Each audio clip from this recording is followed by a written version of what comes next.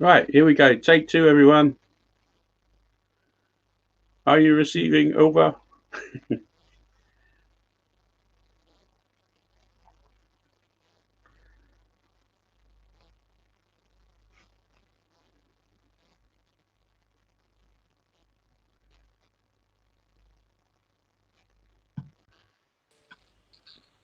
Hello? Ah, I can hear you again. Yeah, there's no loop. That's good.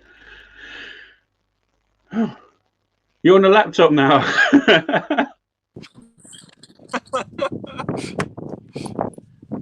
Ah, Always have bad luck doing this. Actually, saying don't seem to be having much luck with it. Sorry?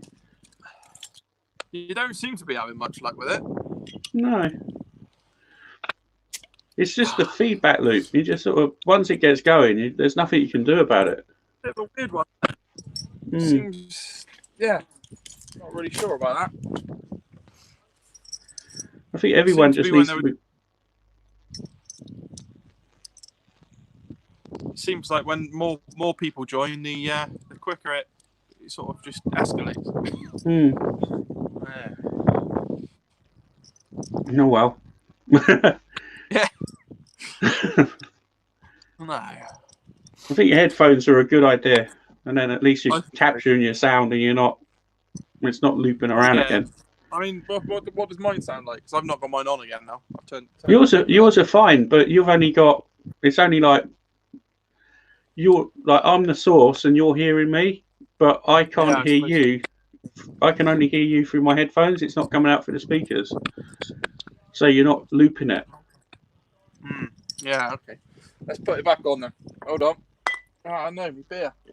Beer's more important. Hey, Marky Big Smoky. Welcome back, Mark.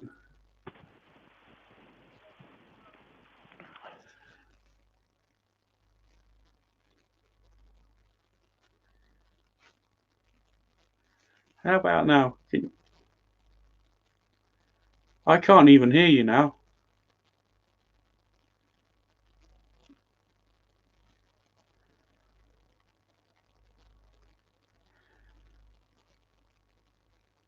No worries, Mark. I can't hear you, Matt.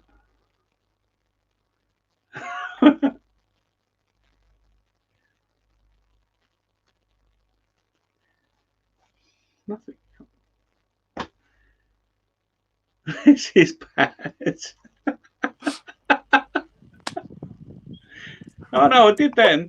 That's it. I can hear you now. Did you unplug them? I can't hear shit now. Another quality broadcast. Oh no, you can't make it up. Come on in, Mark. Let's get you in. See what you can do. We will make it work. We do have the technology. We just don't know how to use it.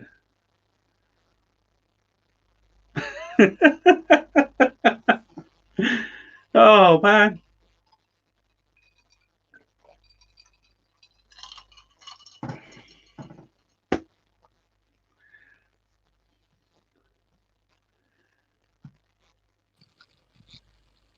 Come on, we got to be on to winner now.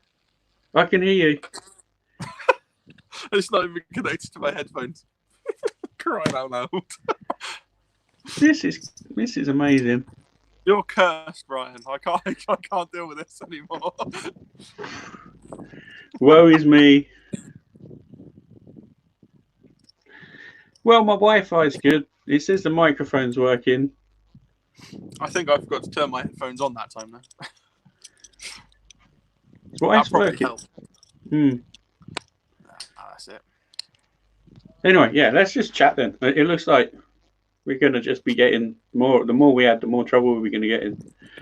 And we swap people in and out. Whoever wants to come on, just say you want to come on, and we'll just swap in and out. Oh, here comes Charlie. Right. You ready? Steady. Go. Charlie. See how this works now. We can hear you without echoing. Yeah, I know. Much better, right? Yeah. Oh, and on comes Mark as well. It'll be 4. Hey guys, can you hear me all right? Hey, Mark. Hey, how's it going, Marky? Cheers, Charlie. I'm all good. Oh, wow. That's good. Got my earphones on. Same. Are you receiving me over? I'm not going to try and do it with my headphones again. I can hear you perfectly now, Charlie. Yeah, there was a massive delay before, but it's all good now. Yeah, same here. And like a huge delay as well. Cool. So what have you been up to then? That's the delay in the UK getting barbecue.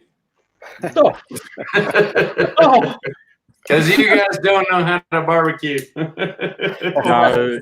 I don't. Work in progress. Yeah. I'm just starting out, Charlie. Go for it, man. Yeah. Go for it. Like you, Charlie and Mark, you're both pretty keen gardeners, aren't you? From what I know, you like to I do like gardening. Yeah, I mean, Mark is killing his garden. It's looking really cool. It's small, but it's there's a lot packed in there. Yeah, I love gardening. It's very therapeutic. Yeah. That's real cool. I don't know much about it, but I still enjoy it. Sorry, mate, what you say? So I've got a tendency to kill things when I try and plant plants. Yeah.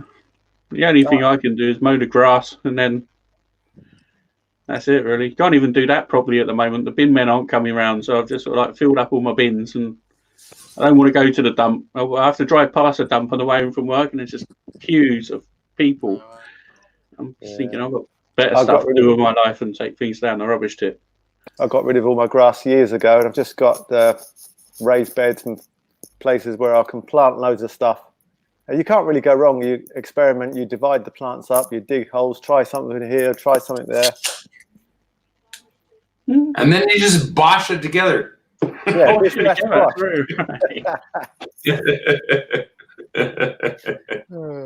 My favorite term of all time. Bosh. Yeah. Chuck it in, bosh it all together. You'll be all right. Bosh it together. I'm like, all right, cool. We'll see how that goes. We'll bosh it all. Chuck it all in. Yeah, so what have you guys been up to today then? Wow. Who wants to go first? Working. I've been working too. Working from home today. So, thankfully, the weekend now. Let's get some barbecue going, I think. Oh yeah, definitely. I'm actually semi-retired, so what is the weekend and what is the weekday? I don't know. I wish I was semi-retired. I can't. I'm flat out all the time. Yeah, well, you get to do a lot more barbecuing when you do get there. Yeah, that's for sure. I can't wait till then. Mind you shouldn't wish your time away. You got to make the most of what you got. That's what I say. Enjoy it. Absolutely. We're not here for a long time. We're here for a good time. Yeah.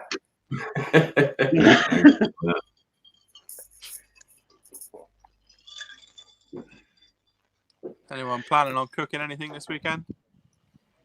Yeah. Did you see the Ugly Drum Texas post I put up in the UDS group? Yeah, I did. Yeah. You should do it. What, making your own? Might have to get a lick of paint on it first. Don't worry about it. Your own UDS. I know. Well, it's build your own UDS or cook on the UDS that you built. Yeah. So it's sort of like it looks like quite a big collaboration. Ugly Drum, Ugly Drum Smokers Texas are all involved. They're mad on it. They're a massive, they're a pretty big group. All really friendly guys as well. Now, I've known Stephen a long time. We started off at the same sort of time, but his smokers are just bonkers. They're really, really good. Really nice looking things he makes. He's got skills. Craziest things you'll ever see, but super cool. Yeah, I've often fancied building my own UDS. Just haven't got round to it yet. I think it's perfect. You know, you build it, you cook on it. Most You versatile. can say you made it, or you can go completely pellet cooker. Charlie, have you used your pellet cooker yet? I have, yeah. I've done a couple of cooks on it. And I've got another video coming up, which is not a cook per se. Okay. It's a test of the grill, and if you know what I'm talking about, you probably know what it is. Ah, is it like a biscuit test? Boom. Yeah, exactly right. What's a biscuit test? It's so you lay out biscuits. You can lay out bread or biscuits or whatever else, just like across the grill, and then you like flip them over and find out where the hot and warm zones are and where the cold zones are. Yeah. Sounds like a lot of fun. Dumb. It's dumb, but everyone should do it. Yeah. You got to know where you're cooking at. I'm guessing your one should be pretty solid though. It's all cast iron, isn't it? The griddles and that, so the heat transfer should be pretty good within that. You'd think. Yeah. Well, once it gets going. Yeah, it's unusual. It runs really hot, like about like 50 to 100 degrees over what the temp gauge is set at. And yeah, there's some like hot spots, some cold spots. Like I already cooked on it. And like, fortunately, I've been doing this my entire life, and so I know what I'm doing. Well, yeah. I know how to like switch things out and everything else. But yeah, take a look at the biscuit test. It's definitely interesting. Oh, got me. But then I suppose if you're heating all of that cast iron up, it's going to keep on going, isn't it? You can't just.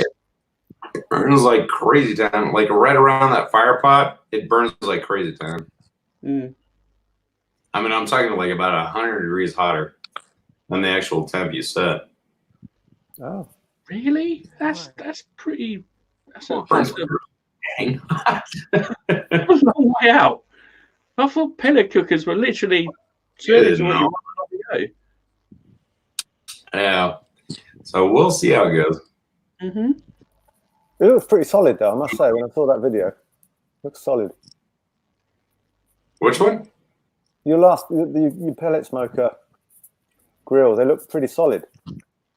I mean, it's beefy as anything. And I figure, like, worst case scenario, I can like rip out the guts and just make it into like a wood burner. throw something on the side, like throw a firebox on the side, and like just have that feed in. Fill it with sticks. Don't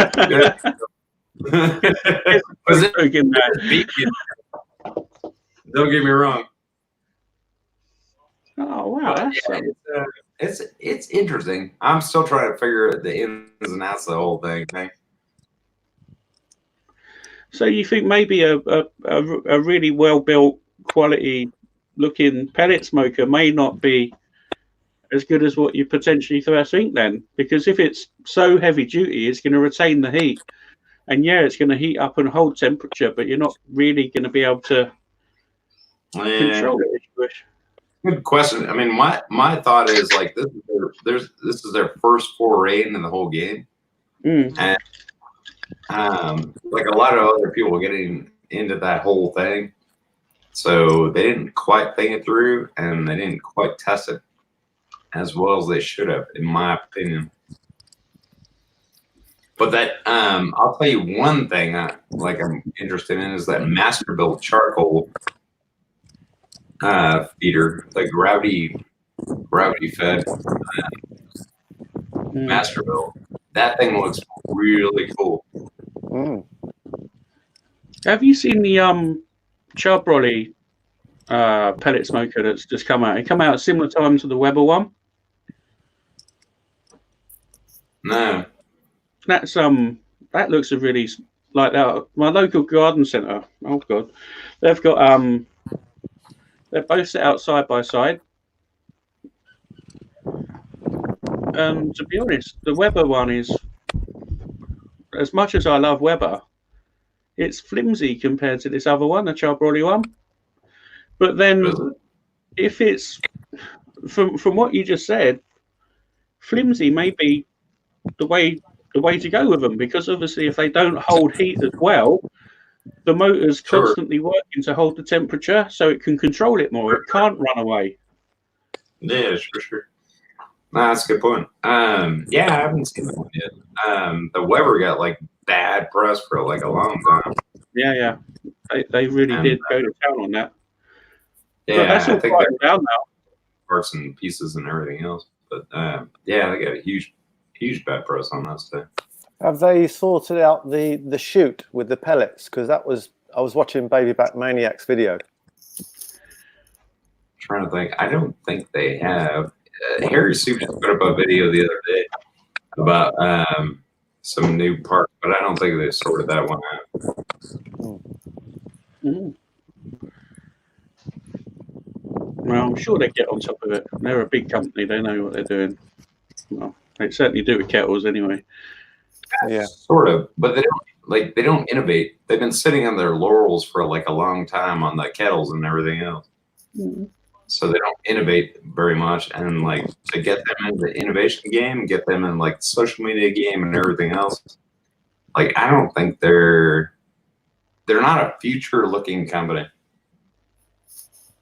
Mm. Yeah, but you can equally as well say they're the industry. Well, probably not so much in America, actually, are they? Like over here, Weber are like almost top boy, aren't they, in the UK? Whereas I believe in the States, Weber are sort of like your average Joe's barbecue. You'd go out and have a kettle on the drive and just grill, not necessarily. True. Yeah. True. Yeah, true. I mean, I think like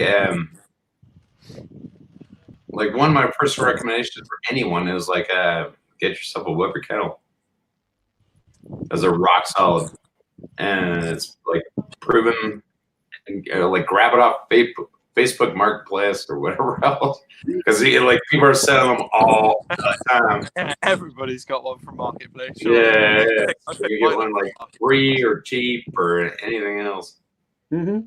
Yeah, I got both of mine come off of Facebook Marketplace. Like I've got a Master Touch. I scored that for like a tenner. It was so cheap. Yeah. Oh, you're having a laugh. Right, and then I've got time, right place. I should imagine. I've been sat there waiting for Master Touch to come up for a while, but yeah. Well, initially I only brought it for the grill because they showed the pictures and like I thought, it's a Master. It had the hole in it, and I wanted a grill with a hole in it. Like 50 quid. I thought I'm not paying that. If I just get the grill, it's like worth on its own. I'm currently waiting for my my custom grill to come from one of the guys on. I can't remember which group he's. I think he's on our group. Mm-hmm.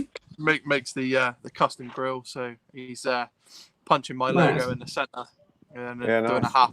So he's half really cool. Grill plate and then half char. So that should be quite cool. Lovely. I'm so glad you said that because I was going to ring him up, and that's why I wanted your logos today. I was going to get him to send you one out. Send me the bill. I'll sort it out for you, all right? Are you sure? Yeah. Serious. All right, man. Okay. Well. Okay. Can't argue with that. I'll send you some bills too. I'm on the hunt for some stickers as well for my my battery box. Charlie? Ryan's already got a crown in place on one side of the battery box, so if anyone else wants to send me some stickers, drop me a message. Charlie does stickers, don't you, Charlie? I do. I don't know what the expense is to send them out there. I sent them to Canada before, but I'd be more than happy to send you guys out some stickers. Excellent. If you're they get like stickers from abroad. They get like prime position, just because they're further afield. I've seen some stuff over to the States, and Cool. Oh yeah, look at those. That's cool. That's spot on. Nah, send me your address or something, and I'll see what I can do. You got a shop, Charlie? Have you got a shop front or something online? What's that? Have you got an online shop? No. Apparently, you need to hit like 10,000 subscribers in order to get like any sort of online shop kind of thing. Everything for me is like one-offs. I'm just like throwing crud together. I saw one of your stickers on the Dude's Barbecue channel. You know the dude? He's got one on his fridge. Fridge. Mike's a nice guy. He's decent chap. Yeah, great. Wow, that's some serious thunder. Yeah, mice were really cool. Yeah, I like them a lot. Yeah, me too. I like the little jokes he's starting to put in his videos now. Yeah, like the voice from above. Who was that? You guys freaking out? You guys freaking out? Yeah, that was some serious thunder. All right. He's just got a new pellet grill actually, and he hasn't done a cook on it yet. I don't think. I've done cooks. I just haven't filmed it yet. Yeah, no. I was saying, yeah, that's right, Mike. You know Mike? Yeah. Yeah, Mike is Mike's done cooks on his he's got that Pit Boss red and black thing. Yeah. The vertical cabinet. Yes, I know he gets freaking out. He seems quite he cooked a cake. No, he done what were they? They were like little cake things he done on like lots of different grills. He done one in a smoker, one on a gas barbecue, and one on another like one of his other cookers. Oh, is that Mike? Yeah. Yeah, Mike's got the gas grill. He's got which I thought he was getting rid of, and then he's got what was it like that little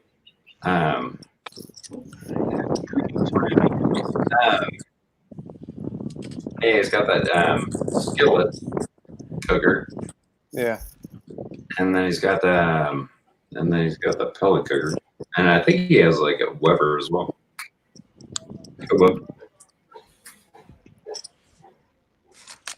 They're all freaked out because of the thunder. You got thunder? Yeah, big time. So How you getting on, Matt? You're outside. You must be freezing. Yeah, I'm thinking of relocating inside. That's crazy. Right, let's see how good this gimbal is. Hold on. Here we go. We're going to move. Seemed really good. What's up, man? See how well we can get without any movement. It's not bad. Oh, it's definitely gone off cold out here. Yeah. What's the other one? The DJI Osmo thing. There it is. Yeah, I've got a DJI. I brought it, but I haven't really used it. My plan was to go and do loads of vlogs around London and stuff, but then the lockdown happened, so I only done a couple, and then that was it. I haven't been anywhere else. To be fair, I used it for my Instagram videos. I normally just put the phone on it and sort of dual record, so it's easy. It saves editing. But it's a pretty big indulgence really for just a tripod for what I'm using it for anyway. Yeah, it's like a big old handle, right? Mm. Yeah, it seems cool though. Yeah, they're super cool. I'd want to get one for my camera, but they're big, bunny. I don't even know how much this one cost me. Oh, there we go. Well, on the stairs, good lad. That's a bit warmer, It's a bit warmer in there. Yeah. It's cold outside. It's cold out there. Battery box in the background. Did you guys, who had frost this morning? I had to scrape my car before I went to work. It was like 1 degree. No. Grandparents. Uncool. They're over your way. That is uncool. Yeah, we had some frost yesterday, but that's it. It's been good.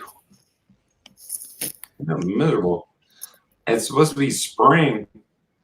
Mm. Yeah, You're freaked out by the state of my car. We've got like loads of. I was running a bit late for work this morning. Yeah, and I got there at about 6:45, and there was loads of parking spaces by these trees. Yeah. I swear there must be pterodactyls living in there because it's my car.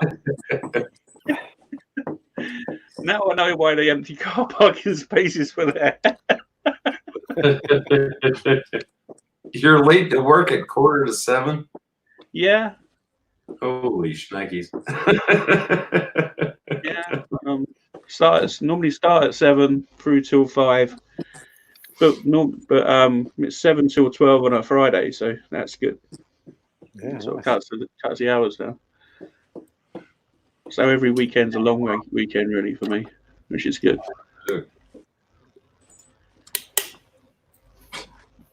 So what are you cooking this weekend? What am I cooking? Yeah.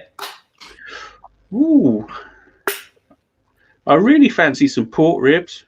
I haven't had pork ribs for such a long time. But guess what I ordered this week? Guess what I ordered today from the butchers? Pork ribs. Yeah. and a pork shoulder as well. Ooh, pork or ribs. Yeah, I do love pulled pork is one of my favorite. Oh, hands down, it's like dead simple to do. Takes forever and a day, but man, it's so good. You always get good results with pulled pork. Yeah, you can't go wrong with it. Yeah, and you can put so much different flavor on it as well. If it's got quite a broad.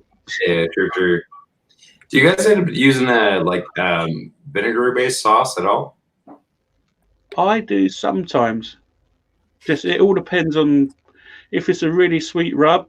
The boys tend to like really sweet rubs, but I'd offset mine with a bit of vinegar. I made a vinegar rub up the other day with the chicken. Mm-hmm. But that was for the lollipops video. I do like the look of chicken. I've only made chicken lollipops once. Yeah, me too. It's so long to do the bone thing. It does, yeah. That's the first time I did it. Actually, it was a lot of fun. Yeah. And then, but it's presentation. Yeah, that's what it's about. It's good presentation. Yeah, they do look pretty. I must admit, but it's a big faff. Yeah.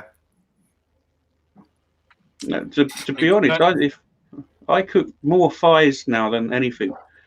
Thighs or wings, chicken legs, or maybe a couple of quarters on the smoker, but not or rotisserie chicken. I had rotisserie chicken for dinner tonight. Actually, I've done that Chinese chicken recipe again. The boys really like it, so we had that. Yeah, it's so dead simple to make. Mm-hmm. And always turns out perfect. Yeah. Literally put it on, forget about it for an hour, go back, check it, give it a little bit longer, and dinner's done. Seems to be as long as it tastes good in this household. It doesn't matter what it looks like. That's a hard lesson to learn. I remember when I first started cooking. Is it done yet? Nearly. Don't ask that question. Is it done? Well, yeah. How long is it going to be? Well, another 4 or 5 degrees. Go and have a bowl of cereal. Yeah, true. I mean, it's a weird thing too when you because a couple of times I've lost my thermometer, so I have like a thermopen, whatever else, and I lost it, and I was like, wait a minute. like you've been doing this your entire life. You know what you're doing. And so like, ended up cooking it up and chicken thighs that time. Mm-hmm. And then I was like, you know what you're doing. Don't be a dummy. Don't depend on that stuff so much.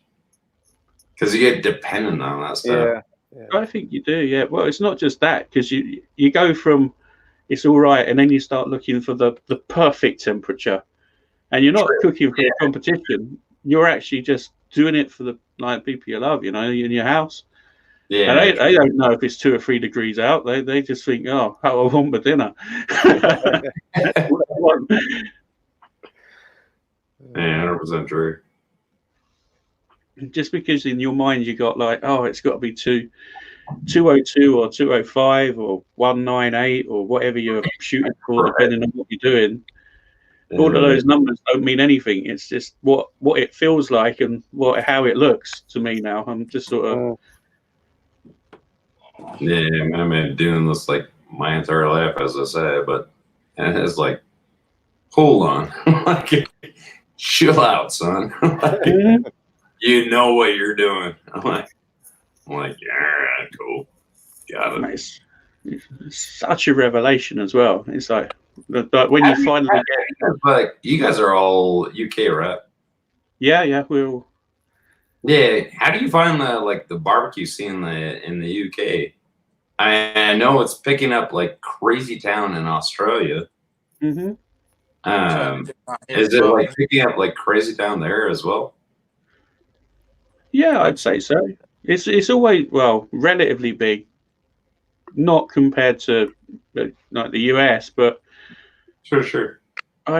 Christ, how long have I been doing it? So I've been probably doing it 3 years, maybe 4 or 5 years, like just on barbecue pages and stuff like that. But I've always sort of cooked.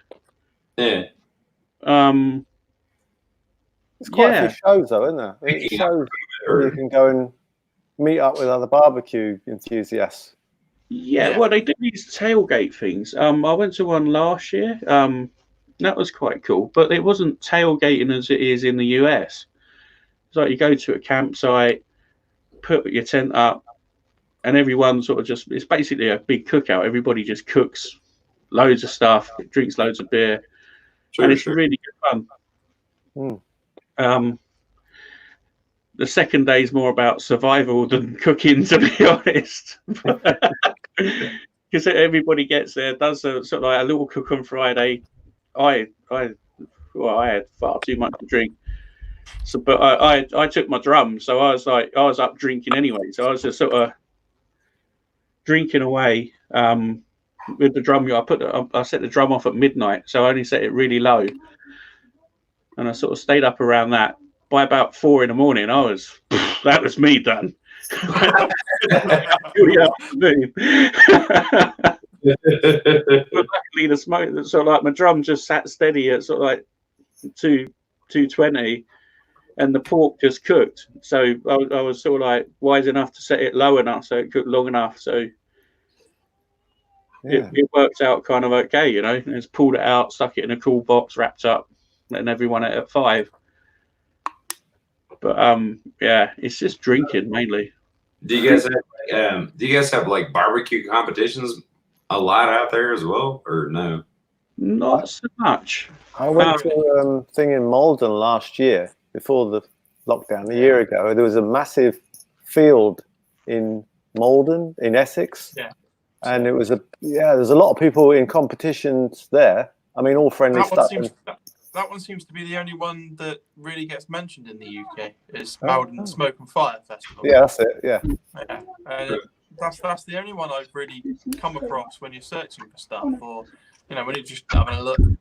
That's the only one I've seen in the UK that's really got any kind of competition going on whilst it's there. But I mean, the rest of them just more resellers than it is anything else.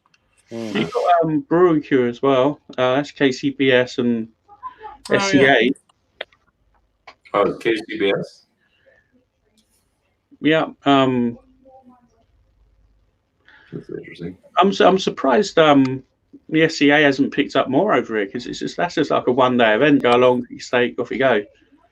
Yeah, no. I mean, SCA to me, like, if I was like, because I've helped out at competitions, but like SCA for me is like, that'd be the competition I want to do.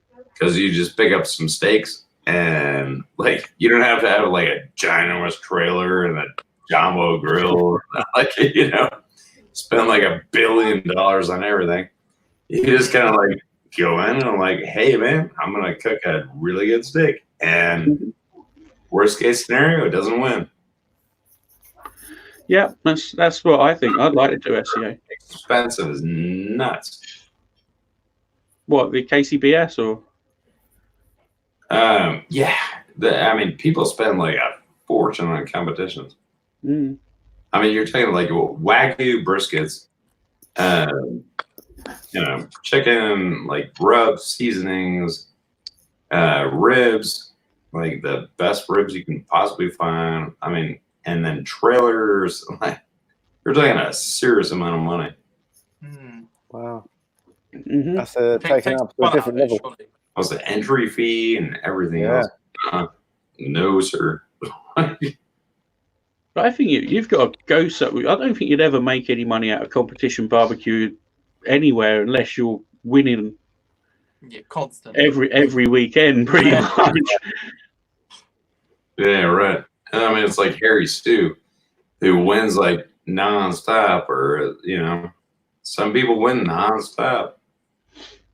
But I suppose you've got to be so pragmatic and anal about how you prepare everything. You've got to be almost like a machine, you know what I mean? It's brutal. And it's food you would never eat to save your life. Because to be honest with you, like I had a couple of bites of that Wagyu brisket, and I was like, it's way too rich. Because the only thing they're concerned about is like one bite, right? Yeah. And it was like, not in a million years. Like, I would never eat this entire brisket. Well, I've got a friend. He's got a Japanese wife, and the way they eat Wagyu in Japan, they eat it by the gram, right? So you go to a Wagyu restaurant, and you'd buy like different grams of different grades of Wagyu. So you wouldn't get a great big brisket. You'd get like tiny little cubes of Wagyu brisket or Wagyu whatever, and they cook it all different ways. It's just not designed to be a big lump on a barbecue. Because I think if you were to, I wouldn't really fancy eating a Wagyu brisket at home. It probably would be nice, but do you know what I mean? I've made Wagyu chicken, and that was real good. And Wagyu chicken. Yeah, and my biscuit test is going to be Wagyu biscuits. Brilliant. So cool. I'm never going to be able to afford Wagyu anyway, so I'm just starting out. I'm having a bit of fun, and that's it. Well, same. We're all on the same sort of path. You know what I mean? I'll tell you what has been nice actually is to see Tom's videos pick up. I'm really glad Tom's having a bit of success with his Komodo videos he's doing. Oh yeah. Those are real cool. Yeah. I'm really pleased to see Tom doing well, you know. I like Tom a lot. He's a nice guy. Yeah. Is he close to you? He's the other side of London. Okay. So he's 60, 70 miles away. Around the round, I suppose. Yeah. You mean Barbecue Life UK? Yeah, that's him. Do you guys ever like plan to meet up at some point or anything? Yeah, I'd love to. That sounds good, actually. Yeah. Steve does. Do you know Steve Dutchy? He organises. Cooks and meetups. I went to one. That's the one I went to last year. Actually, he does them up and down the country. He does a big one in Billing in Milton Keynes. It's like a town sort of. I wouldn't say it was in the middle of the country, but it's just easy to get to. Charlie, it's sort of like a big retail town, really, isn't it? And commercial place. Yeah. Yeah. It's quite easy for people to get to. It's pretty cool. Yeah, I'd definitely go to another one. I'll be honest, camping, I don't know. When I woke up that morning or that afternoon after the night looking after my smoker, I wasn't ever going to go camping again.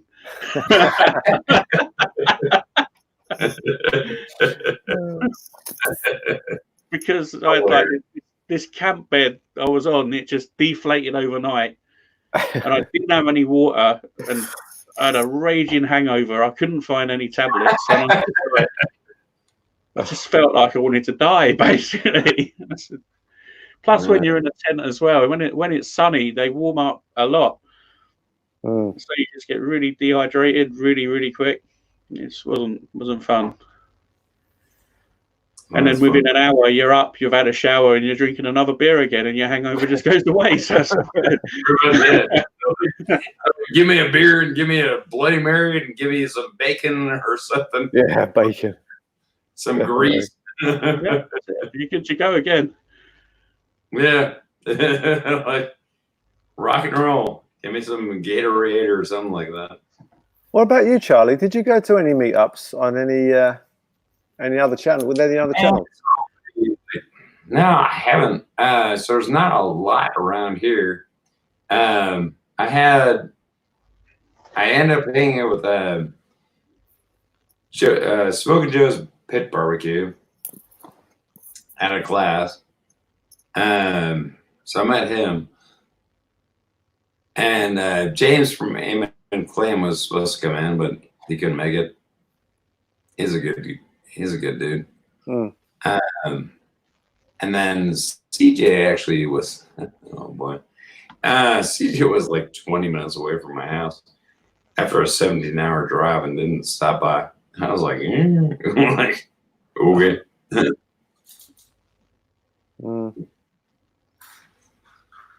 But I don't know. One of these days, I'm gonna get back to the UK at some point. And you were here before. It'd be fun. Yeah, because I've been to the UK multiple times. Not quite a while. Man. Where did you come to when you came over before? Where did you go to? London, Edinburgh, Belfast. Where else? Like outside of London, like some tiny little city when I was like a kid. Welcome back, Matt. Well, I enjoyed it a bunch, and then took the train down, and ended up going to Paris. Nice. And then took the train down, and ended up going to Paris.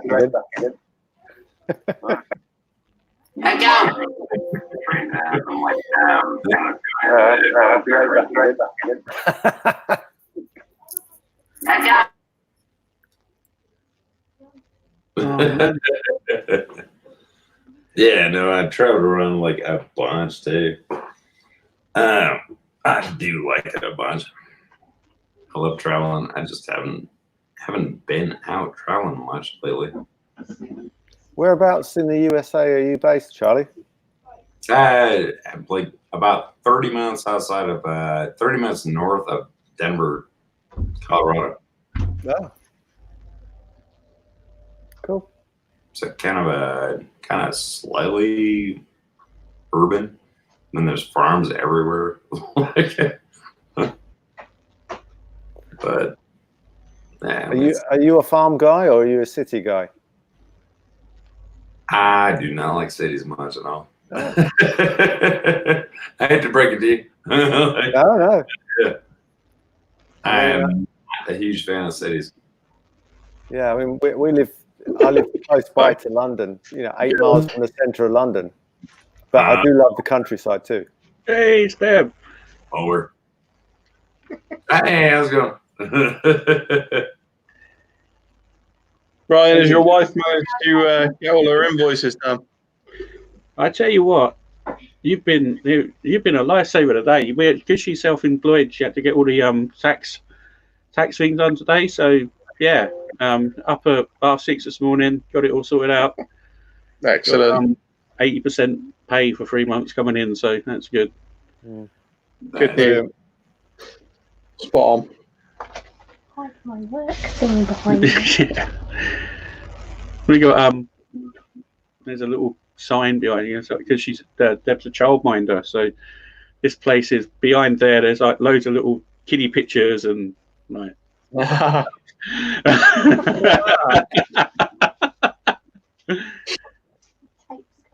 In front, like behind this laptop, there's like a bookshelf full of toys and kids' games and all sorts of good stuff for the people who come around to all the good stuff. Yeah, well, they like it. That's the main thing. Teach me some British slang. I can teach you some. So Mark, Slang. Bah! Which I love. So whereabouts are you outside London, Mark? What side are you on? East London, Redbridge. You know? Oh, right, Redbridge, yeah. Yeah. Okay, yeah, I'm sort of west side, so. Yeah. So if you're an EastEnder, you can do the slang.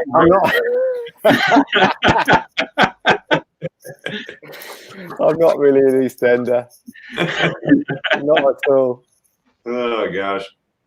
So what sort of slang? If you let's give you the basics then. Do you know the apples and pears, Charlie?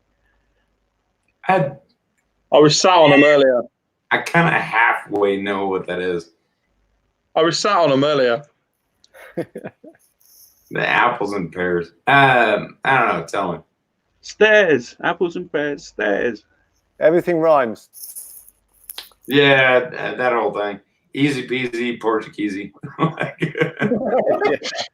Lemon squeezy. Yeah, lemon squeezy. So what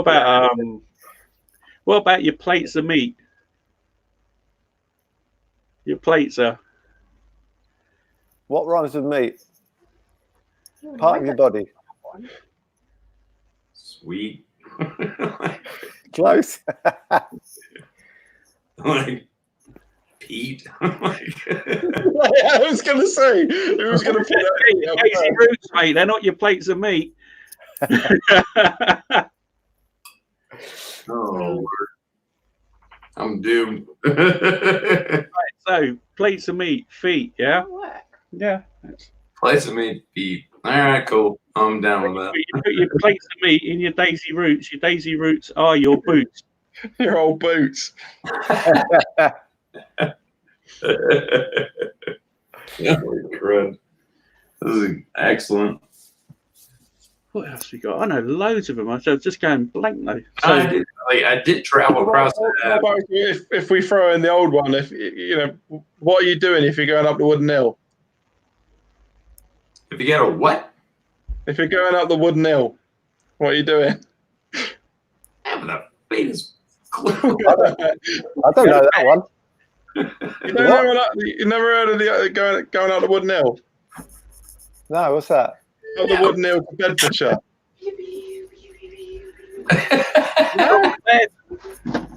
Go off to bed. There you go. What is wrong with you people? We found out about you guys as well. So. Oh, God. You guys are party winning. Man, like I traveled across Africa with like a couple of British dudes, and they were hysterical. They were just like so goofball. And like, yeah, I mean that's where I picked up like easy peasy lemon squeezy and all that junk. Yeah, they were funny, man. Because apparently, like British people love to take a year off. Yeah. To travel everywhere. And like there's stories about Thailand. No. Like not family friendly. An invasion. yeah, you can say hello, Alf. Hello. This is my oldest son, Alfie. Hi, Alfie. Hey, what's going on, brother? I'm good. How are you? Very good. Good. I'm apparently learning slang. Teach me some slang, Alfie. Oh. He's too posh to know slang. I'm way too posh. We live in a nice area now. That's funny. The only time I think about Alfie is what's his name? Michael Caine. And what movie he was in? Like My Name Was Alfie or something like that, or Alfie the movie. Yeah. I think he's still alive. I hope. Yeah, infamous you are. I don't know about famous, mate. Hey, what's up, buddy? You are now YouTube famous.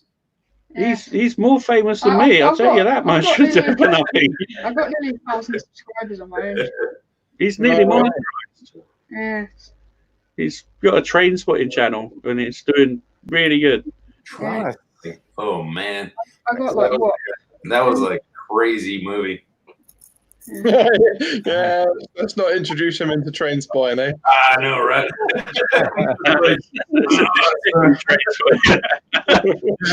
No, sir. Stay away from that kind of train spotting, buddy. And, Ewan McGregor. Yeah, it was. I think it was like Ewan McGregor, and yeah, it was well. You know, the funny thing is, what's my kid's name? So I got Colin Ewan Baker, and then I got Kai Declan Baker.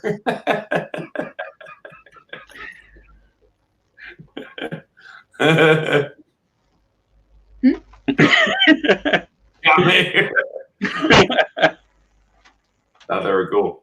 Your microphone's behind you. Yeah, I know. I was just trying to figure out where it went. There we go. You can hear me again now. He pulled it behind me, the little, what's it? Yeah, there it goes again. There it goes again. Oh, we'll leave you to it. Yeah. You leave me to it. All right. Well, thank you for joining Nice to meet you all. Bye, you too. They did too. in. Yeah. He wants me to say hello now. I'm just saying bye. Thank you. Goodbye. Yeah. Bye. Can you get me another beer, my darling? I will. Thank you. Yes, I do. Oh, rip I my- drank all of mine outside, trying to keep warm. What? Where's my beer attendant? I think mine's asleep. Oh, rip off. I reckon it's time to move on to gin and tonic. Oh gosh. Bad idea. Yeah. No, it's not. I'm gonna be Anyone, back. anyone in the I'm gonna chat. come back in a second. What's Elvis Costello's real name? Mm. Oh Don't know. Don't know. No. No, I have no idea. Declan McManus. Really? McManus. Hmm. So is he Scottish then? Got me. Elvis Costello. Yeah. It's obviously a stage name. Yeah. But I always like the name Declan. So I named my kid Declan in his middle name. It's a nice name, mate. Yeah. And then Ewan as well. Ewing's a so they're both kind of Scottish names, aren't they? Have you got any sort of Scottish? Yeah. Yeah. My mom was Scottish. My grandparents from like my mom's side came over from Scotland. Get a drink. And they settled down in like Indiana. Do you want to pour some? But yeah, all Scottish on that side. Ah, yeah, you see, Detective Ryan strikes again. Nice move. Nice, tell the truth. And then on my dad's side, it was like Irish and German. Okay. So is that why you went up to Edinburgh then? Were you looking for sort of like old family haunts and things like that? Just gonna get a drink. I just kind of like the names. I like Edinburgh. Oh, they're cool. I love Edinburgh. Mm-hmm. It's one of my favourite cities. Yeah, I've never been up to Edinburgh. Alfie's been up there a couple of times. Yeah, So- Edinburgh actually really cool. Edinburgh is one of my favourite cities in the world.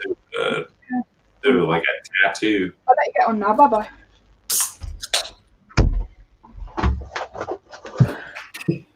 Went to Edinburgh, which is like Edinburgh's like sits down on like the ground, right? Mhm. And you got like the castle up on the top hills. So I went to a tattoo, which is apparently like a military festival or something like that.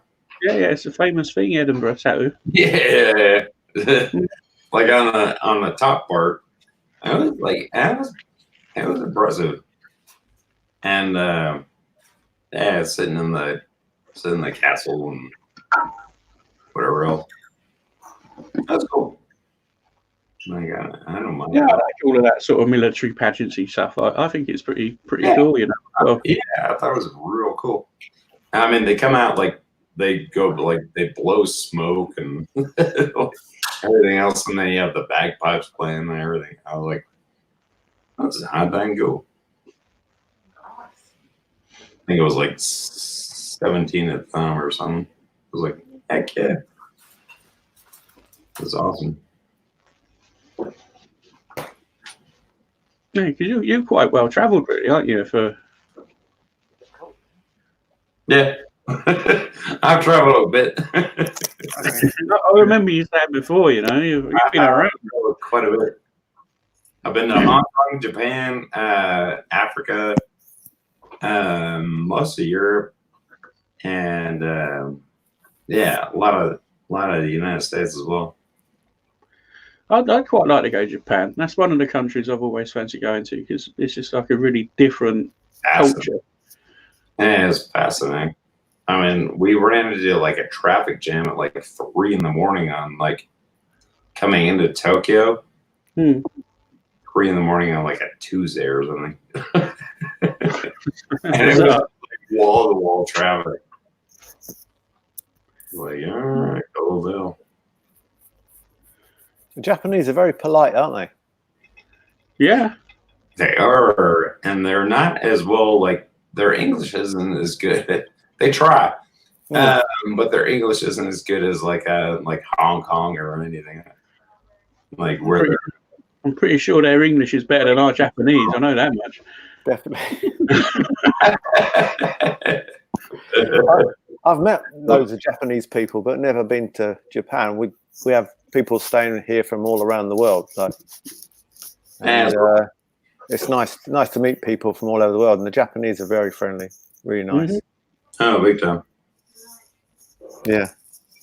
Like same thing as Canadians, apparently. Canadians are notoriously known for their good manners. And it's like, I'm gonna punch you in the head. All right, thanks. I was going to say, I've worked with a couple of Canadian guys. They're not. They can tear a party up. I know that much. Yeah, true. If you go out with a couple of guys I've been out with, it's more than exciting.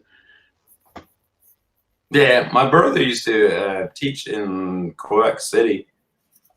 And unfortunately, I never went up there. But I've been to Canada a couple of times. Yeah, that's a beautiful country as well. I'd love to go to the States, but I don't know, not for a while yet. The kids need to get a little bit bigger.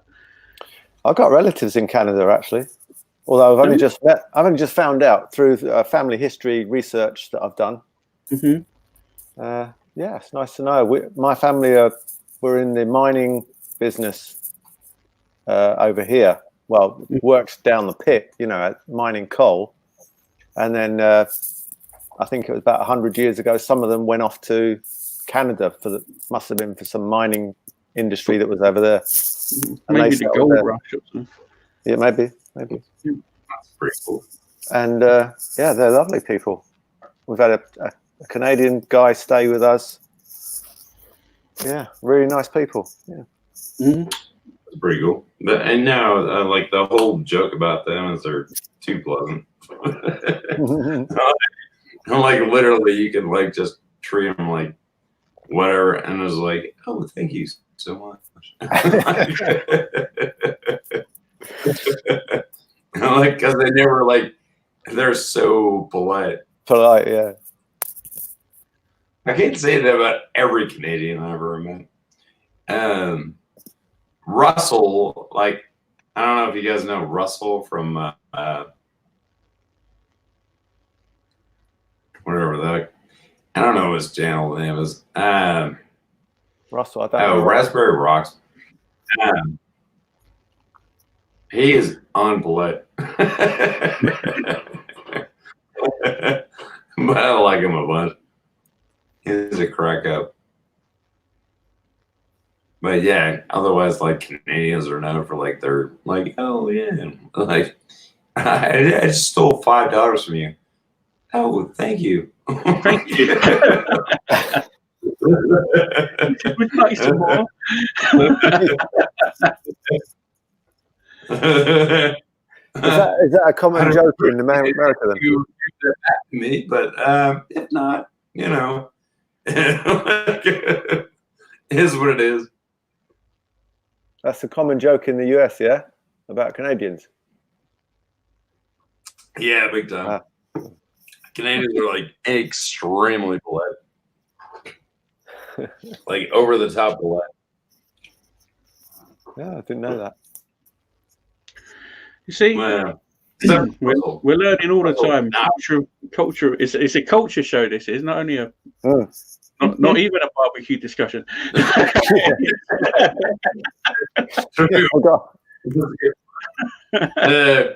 what UK culture? What about Aussie culture? What about like Canadian culture? True. I don't know. It just like devolves into whatever happens. And I did not say evolves because it always devolves. They're always what? Sorry. It always devolves into whatever the crud happens. I don't know. Welcome to the world of live streaming. Mm-hmm. Oh yeah. It's a weird one. He asked me a question, and I'm like, nah, never mind. You know, I'm scolded. Keep on ripping and talking, whatever else. Like, I don't much care. Just have fun with good people. So there is that. Well, what is it you say? There's someone at the door. I'm just going to go and answer the door. I'll be back in a little while. Yeah. Very good. We got one of those new chime things here. You know, the doorbells. What you can see who's at the door on your phone. Oh, well, like the ring thing. The ring. That's it. The ring thing. Yeah. So you don't even have to get up anymore.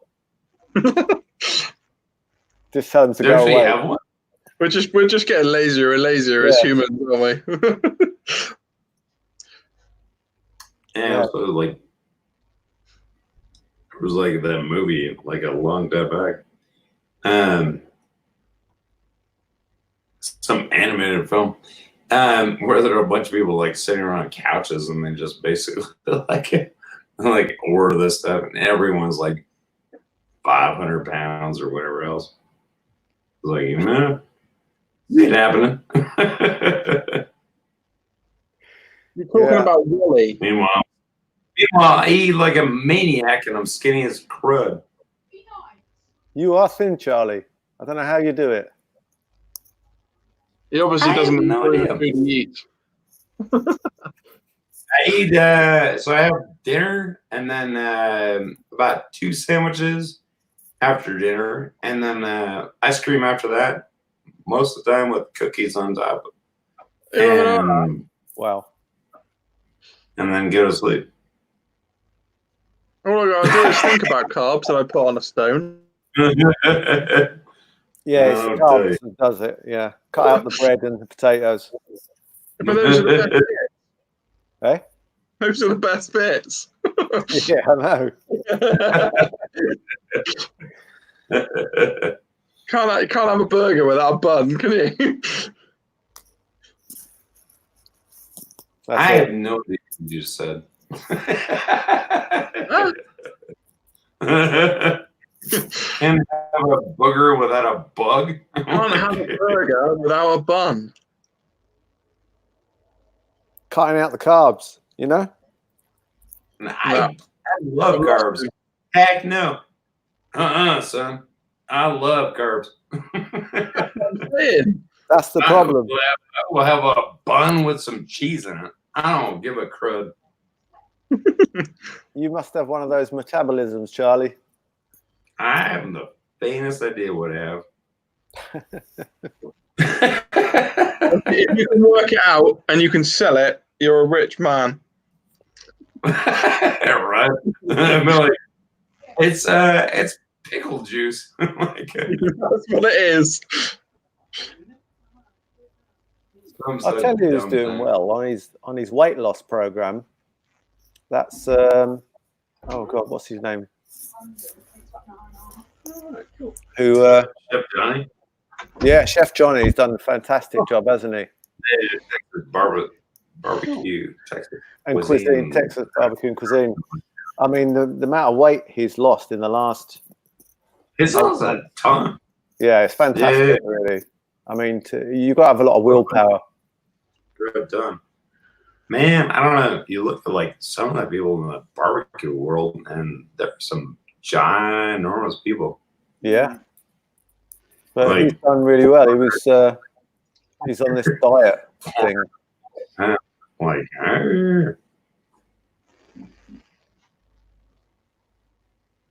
mean, I'm lucky, I guess, because I eat barbecue all the time. I can't gain an ounce.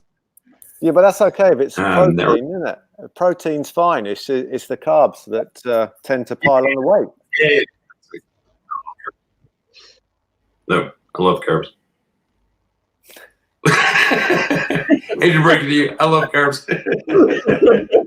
In fact, I'm having rice like for dinner again, and love carbs. So sorry. Yeah, carbs. Hate to break your theory. Carbs are great. I'm having I should film it at some point, but I'm doing picadillo, my whack version of picadillo. What's a picadillo? See, now it's our turn to say we don't understand what you just said.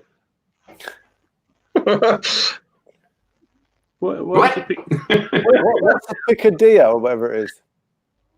What is that? Well, so all right. So here's what I do. It's basically ground beef and rice, right? So ground beef, tomato sauce or tomatoes, cumin, salt, pepper, a little bit of like hot spice, and then just simmer down. Olives. So you chop olives in half. Is it a Mexican dish or frozen? It's everyone wants to claim it. It's like a Cuban slash, and sometimes I'll throw in like potatoes, like diced potatoes. Chuck those in as well. Garlic salt, garlic pepper. Yeah, that's real good. Yeah, dead simple too. Sounds nice. Sounds good. It's not like everyone's got their own like weird version of making it, which is why I'm like scared about making it on video. I'm like, hey, my version is like horribly unauthentic. It's something you like to cook and you want to share it. That's great, isn't it? Mm-hmm. All the dang time. I can live on this stuff. Everything I make so is dang good. how I like it, it's not any recipe. This is how I eat food. It's how I like it. So this is what I'm showing you. That's the whole idea, isn't it? It's what you're putting across. Same thing here. Like normally, what I'll do is like if I don't know something, I'm like, ooh, that sounds good, and I'll look up like half a dozen recipes, and I'm like, and I'll get the general idea, and then I'll just kind of like make my own take on it. Yeah, I think it's only when you cook something quite a lot of times that you then start to make it your own and I'm still at the stage where I'm looking at recipes. Yeah. And I never follow a recipe like step for step. Aside from occasionally like baking stuff. Baking. That's where it gets a little on the squirrely side. Mm. I'd still yet to bake bread. I've been wanting to make bread for ages. I've been doing bread for the past 4 days, and they seem to just come out soggy all the time. Bread, Not soggy, but not cooked enough. Yeah, love making bread. I'd like to learn how to make sourdough. I've tried it a couple of times, but yeah, and it's very easy to get started. But sourdough is lovely. Seems like a whole lot of effort. Yeah. When I've looked, it looks like a lot of effort. Where'd you get the sludge from? Just a bit of flour and water. Just a bit of flour and water to start with, and that's it. You then add more flour and water, and then when you're ready, when you've got enough to make basically like a sourdough starter, you take out the portion you want to make your loaf of bread, leaving a bit behind in the jar, and then you add some more to that, and that's like the whole thing. That's the theory, and it's just keeping it going. Yeah, sure. It does work. I mean, it's a relative amount of work. Well, I mean, you just made sauerkraut the other day, which I thought was crazy cool. Because that's the first sauerkraut time. That's the first time I've ever made it, and I don't actually like sauerkraut, but that's what it looks like in a jar. I don't fancy eating that, but this looks good, clean, just cabbage and salt. Looks great. Real good. Mm-hmm. Make it up with some broth or something, and man, I'll tell you, that should be real good. So what do you recommend? Yeah, I did make. What do you recommend I should eat with my sauerkraut when it's done? Bratwurst and chips. I'm thinking. Yeah, exactly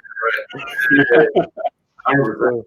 Cool. Yeah. Maybe a nice maybe like a nice bun with it or something, but bratwurst and chips every day. Yeah, lovely. I couldn't agree more. Okay. Sounds good. I'll tell you what I really want to get, and I've only ever seen them at food markets, is the bratwurst with the cheese in. Those things are like they're dangerous. They should come with a warning on the outside of them. You could eat 20 thinking about it.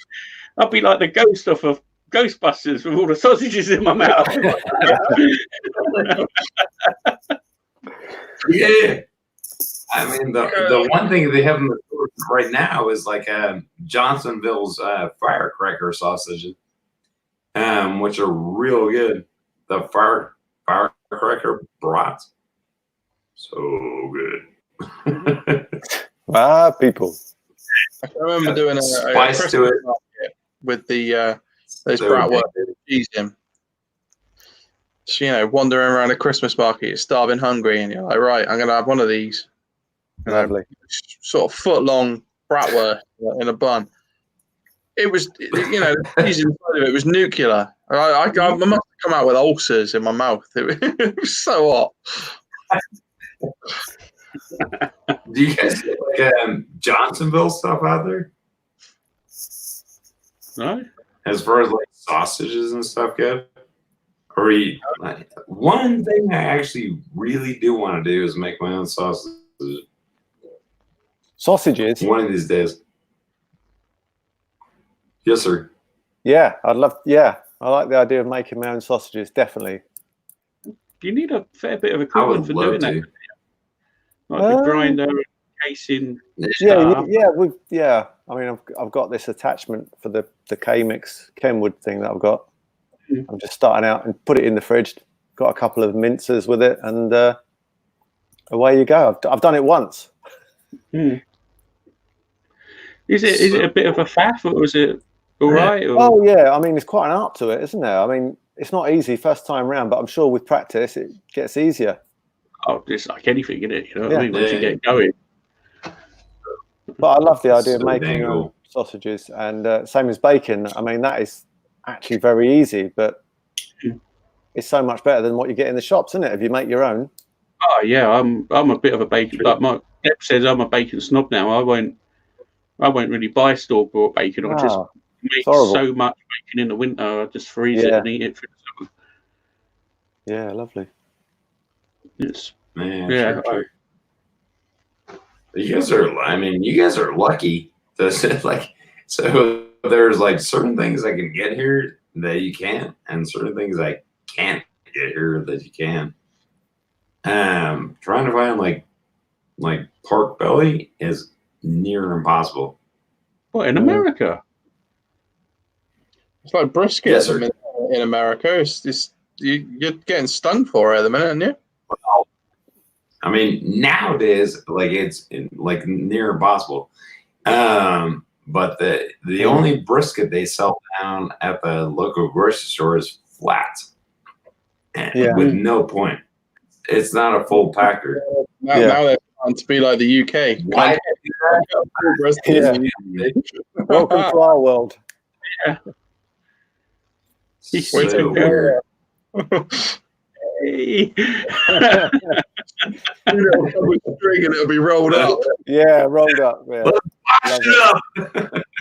Rolled up brisket, eh?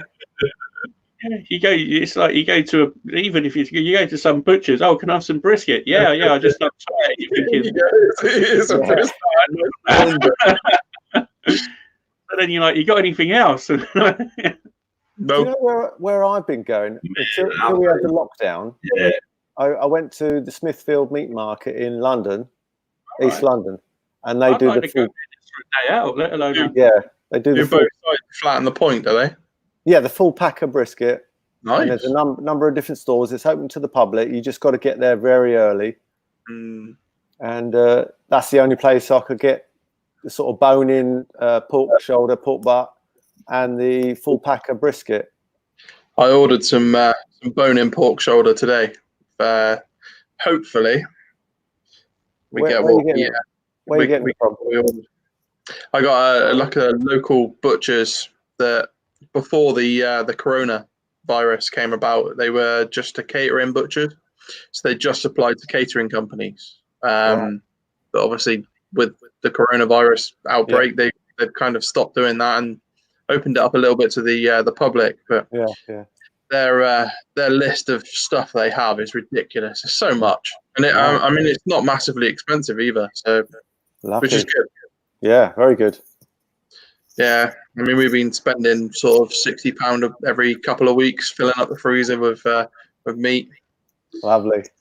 Yeah, and then saving a fortune in the supermarket from not buying normal meat. It's meant. So that's the way to do it. If you can find a decent butcher. Yeah. Well, we've got a couple around where we are. So there's two or three we can go to that. Yeah, they're reasonably decent. But when I first started barbecuing, I was looking at all these cuts of meat from the US, like the pack of brisket and the pork shoulder with the bone in and everything. And I was going to butchers, and they didn't, in the UK, well, not around where I live, they didn't really know what that was. So it's pretty hard to find that. But I think a few more butchers are beginning to do that sort of cuts of meat now. A lot of them are wising up around my way. It's Kings Farm Shop near where I live. It's a place called Wendover. I go there quite often. I can get pretty much whatever I want now. I went in there for some beef chuck the other day, like for a chuck roast. I had to go to a different butcher, but I walked out with some beef shin. And he said, "Smoke that," and I'm like, "Really?" He goes, "Yeah, smoke it." I was like, "All right." I haven't done it yet. I need to have a look. But equally, I was speaking to another bloke on a forum, and he said treat it like beef flank. So cook it really fast, and it's just like rare or medium rare, and it's good for fajita and stuff like that. So I don't know. I don't know whether to go low and slow or just sort of like beef shin. Well, Just just sort of- back for the shin. Sorry, How much was the beef shin? I think the 2.5 kilos. I paid about 20 quid for it, so it was fairly reasonable for beef, you know. I have no idea what that means. How many pounds in a kilo? It's 2.2 pounds, isn't it? What, 1 kilo is 2.2 pounds? So it's just shy of Like a bag of sugar, isn't it? what, for a pound? 2.2 pounds. 2.2 pounds for. It was like it was a deal. I don't know. I'm the best. There was a It shin, was- had some meat on it. It was fine. Yeah. It was like I'm like Yahoo. I'm like I don't know, like God, that'll remind me of something. Yeah. So the thing to me about like butchers, especially like grocery stores, they don't know what they're doing, and they don't know any cuts to save their lives. No. So you can ask for like, hey, give me a tri-tip. And there's not that many muscles to break down in the whole cow, the whole like, sheep, whatever else. You should know your business, and to have to go into Jim, something. how you doing, mate? Welcome to the chat. You ask anybody in the UK for a tri-tip, and you're lucky to get one of them. I normally go to wholesaler, wholesalers. I mean, but the thing is, like, if you were a butcher, would you not study that trade like nonstop and like be like, all right, picanha's up here. It's like right above the tri-tip, which is right above like the top. Like, there's not that many. I guess the problem you've got is what sells and what makes more money. I mean, what bit of meat are you sacrificing to get a certain cut? That's the problem, isn't it? It's what brings in the money. Well, the other problem is the butchery in the UK is a dying sort of art because of the supermarket. Exactly right. Yeah. Same thing here. It's like it's not like treated like an art, and it should be. Yeah, definitely. I mean, there's not that much you need to like learn about, but it still should be kind of treated like an art, because those people who know how to like butcher a cow, butcher a pig, or anything else, heck yeah. Well, I bought a whole front quarter of a pig last year. I got it home. I was so excited, and I was like, "Oh shit, where do I start? How do I strip this down?" And it was just, yeah, absolutely. I must have spent an hour and a half like looking at different videos, trying to work out how I separate. Absolutely. You learn. Yeah, but you learn from that, and like half the butchers, like quote unquote butchers, don't know what the crud they're doing.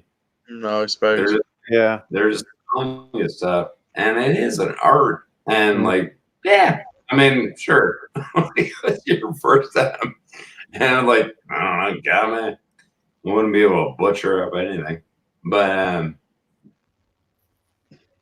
it's still like an art, and it's still really cool.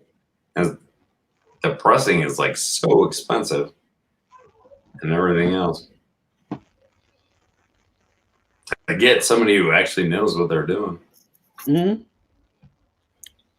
Press the wrong button. I thought I killed you. You're like, screw you. I was like, right. I'm coming out. You're a jackhole. Oh, Lord. Yeah. I mean, butchery. Marky's right. Like, butchery is like, it's a dying art. And I've talked to Chris the Butcher about that too, and a couple of other channels. But man, I think it's crazy cool. It's the supermarkets. Unfortunately, it's convenient to go to the supermarket. So Sure. most people just want to have a few different cuts presented to them on the That's shelf, it. and Yeah. they don't know the local butcher. That's the problem. Could not agree more. Well, the problem is, the local butchers are being Doing another cold one. undercut so much. You go into a local butcher's and you ask them for, a particular bit of meat, and they're massively more expensive than a supermarket. So Yeah. it's a catch-22, really.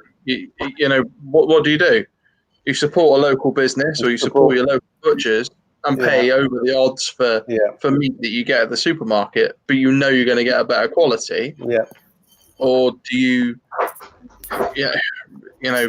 take a risk on that crap that you get from the supermarket?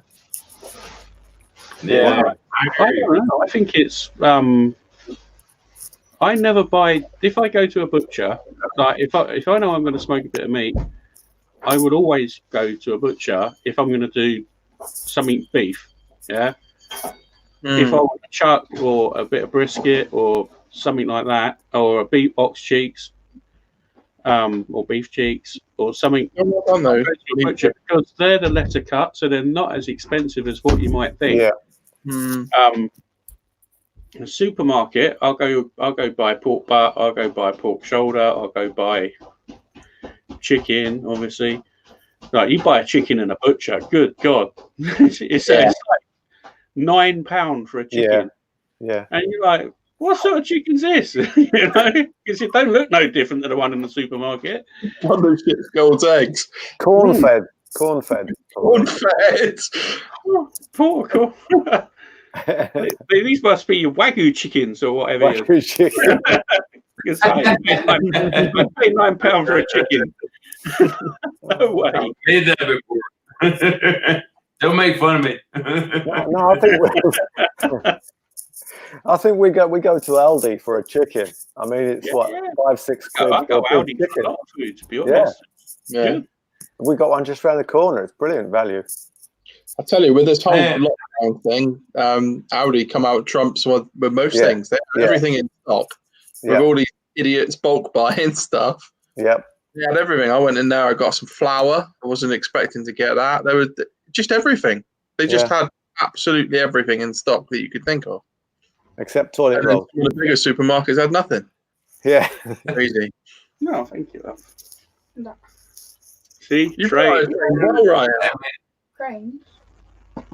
I mean, I think it's a fascinating debate as to would you go to a supermarket and get everything cheap, or would you go to a butcher who actually knows what he's doing?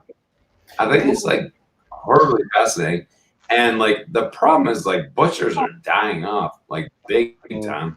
Yeah. What is that? The same people who know how to do that stuff. And don't get me wrong, it costs a fortune. It costs an arm and a leg. So, if I'm going to pick up meat, heck yeah, I'm going to the grocery store, big time. Because I can pick up meat. I can pick up anything under the sun. Charlie. Versus going to a butcher and you pick up a specialty thing, which is a specialty at this point. It sucks. Because I wish butchers would actually come into grocery stores, or there was some cross contamination, for lack of better words. But yeah, I don't know. Those are my thoughts. Ryan, your son is properly making some funny faces in the background. It's quite quality. When numbskull. He's waiting for his Wi-Fi to go back on. That's the thing. He's just hovering. No, I see. 11. I think 11 o'clock for a boy of his age is more than enough Wi-Fi for a day. But he's like, oh, more Wi-Fi. Well, it's weekend, isn't it? Mine goes off at 9 o'clock, mate. Charlie, you're talking about what you can get at a supermarket. So you've got over in the States, you can go to a supermarket and you can get pork shoulder, pork butt with bone in. You can get a full pack of brisket, yeah, or no? Nah, kind of sort of. So I get like people are, man, I don't know. I mean, you're talking about like right now. Last time I went down, before. Yeah. Otherwise, like ribs. Like I tried to. Pork shoulders normally on sale. I always buy on sale because I don't want to buy a full price.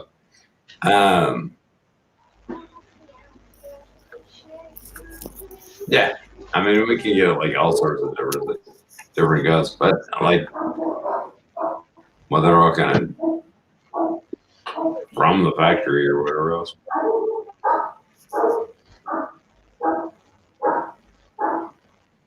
Makes sense. Vegetables. Apparently, people in the apocalypse do not like vegetables.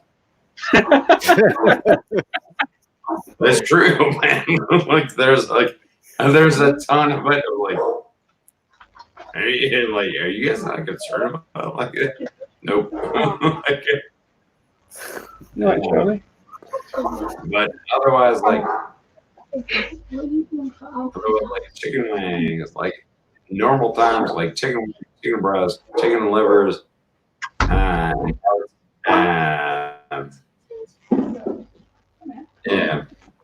normal times for sure. We get all sorts of stuff. Oh yeah.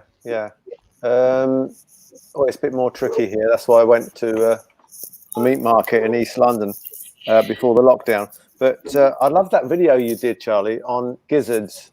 That was brilliant a few weeks ago, and I love that was great. They're so dang good. Yeah, it looks really nice. It's like off what we call offal. I don't know if you guys call it the same thing, but we call it offal. Yeah. That's what I call it. Nobody knows what I'm talking about. Like, those are the bits that you get thrown away. How good is that? It's awful. Yeah. Like, all right, rock and roll. No, it's awful. Yeah, it's an unfortunate name, but it tastes lovely. Stuff like hearts and gizzards and livers. Heck yeah. I love all that stuff. Great food. Yeah. I think it's great and like phenomenally good. Tongue, beef tongue. I don't know if you guys can get it or not. We can get it here. Yeah. Oh, must I've never tried it. Down the butcher. No, I haven't tried it, but yeah, it's super good. It does look if you ever did see a daunting piece of meat, I'd say tongue would probably be it. You know, you see a bit of tongue on the butcher counter, you're thinking, well, that's good. I can just say that. No, it's insanely good. No, thanks. I'm not man, it's insanely good. Because you've got a picture of a tongue, you know. If you think of it as meat, it's different, isn't it? Yeah, meat is meat. I pretty much figure out that. There's no mistaking it. There's no mistaking it unless they cut it down or something. Like, but there's no mistaking. It's that tongue. But hot dang, I think all those old recipes where they used to use all the offal and that are brilliant. I mean, it's putting the meat, it's putting the animal to good use. It's using everything, and it is actually quite tasty. It's rich. It's lovely food. Sure. I tell you what I will do. I'll probably in the order. Yeah, it says most of them are like jellied and like cruddy.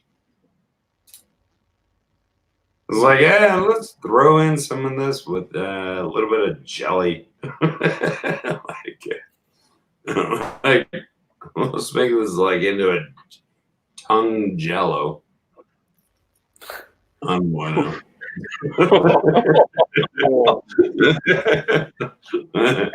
That's like cool. No thanks. I don't know about that one, Charlie, to be honest. It sounds like That sounds... Man, I've actually had like some sort of what is a head cheese? Like tongue and like jowls and everything else. Oh, jowls is like that part, isn't it? Yeah, but I'm not a ginormous fan of Jello or gelatinous meat. Yeah. What? Correct me if I'm wrong. Maybe it's good. But only you. I don't know. We were. I've not tried it. It's good, but. So hand banana.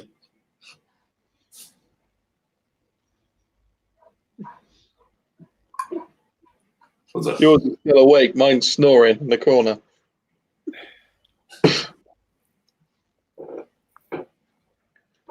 She came down the stairs and said hello, and that was it now. She's having a snore. Who's that? Your dog? Yeah. How old is she? 9. Yeah, she'll be 9 this year. But she snores like an old man. She's ridiculous. You wake up in the middle of the night, you think, what is that noise? And you realise it's the dog snoring. Oh, bless her. No kidding. What dog is it? I got a Springer. Oh, a Springer Spaniel. They're really nice dogs, them. My brother used to have one. He was a lovely dog. Yeah, they do look nice. We used to have a retriever, and he snored when he got on a bit older. I bet it's still mad as a box of badgers, though. The Springer Spaniels are crazy dogs. She's calmed down quite a lot. She used to be, but now she's quite happy just lying down having a chill. As long as I take her out, she's all right with it. Yeah, so you've been getting out with her in the Oh yeah, not half. Yeah, in the lockdown. Yeah, keeping me sane and explore the woods. Get out there. Nice. She's been running through the woods with the wild garlic at a minute, so she'll come. Lovely. She comes home covered in garlic. Like all of her snout is all just like different colours. So she's got bits of white on her and then bits of leaf and every colour you can imagine. It's a nightmare. Are you allowed to pick that wild garlic in the UK? Do you know? Yeah, I think so. People do. I think you can. Yeah. I certainly have. Yeah, I wouldn't mind trying some of that. I wouldn't even know. Missed the boat there, mate. It's just going out of season. Oh, is it out of season? Yeah, well, just if you're lucky, you go find some woods near you and you'll find some. But it is just turning. Yeah, lovely. Yeah, like a couple of weeks ago, it was like snow across the whole woods, where it was just all of the flowers are up, all the garlic flower, and it's just white everywhere, and it just stinks of garlic. It smells amazing. Yeah. Got 1984 barbecue in the house. How we doing, brother? Come on if you want to. If you want to welcome, stream. Just put the link up for you. Oh god. I'm on bail for now. Make this a 5-way.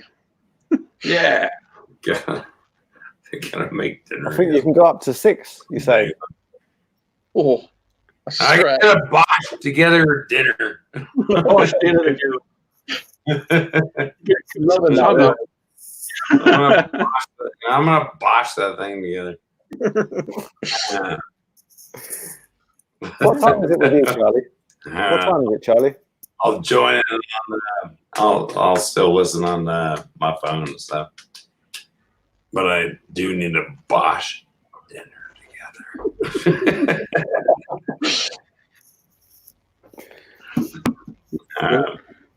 Well, thanks for joining in, Charlie. It's been a pleasure talking to you, man. Yeah, it's always good chatting to you, mate. I learned none other freaking slang. Bosh. That's my go-to. The go-to, is it? What's my other slang am I going to learn? What about trouble and strife? Oh, yeah, trouble and strife. Trouble and strife, Charlie. What? Trouble and strife. Wife. I have no idea what you're saying. What? Running slang.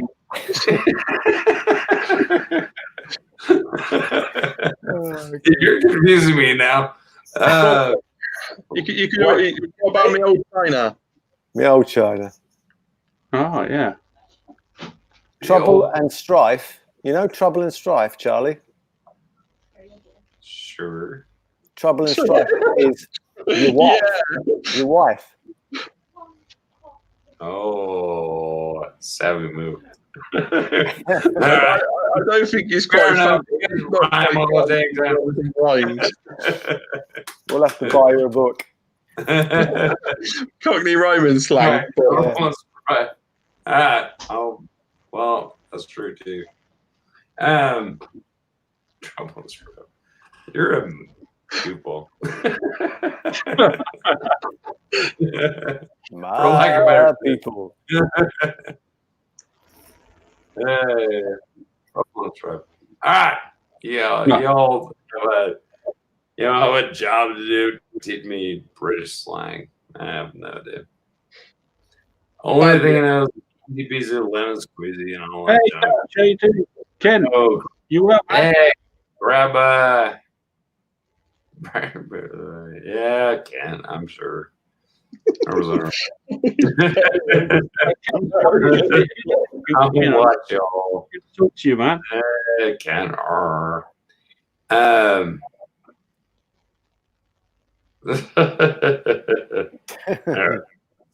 Catch y'all on the flip side. See. Cheers, Charlie. Thanks, Charlie. Stay safe, brother. Take it easy, mate. See you later. That was crap. Like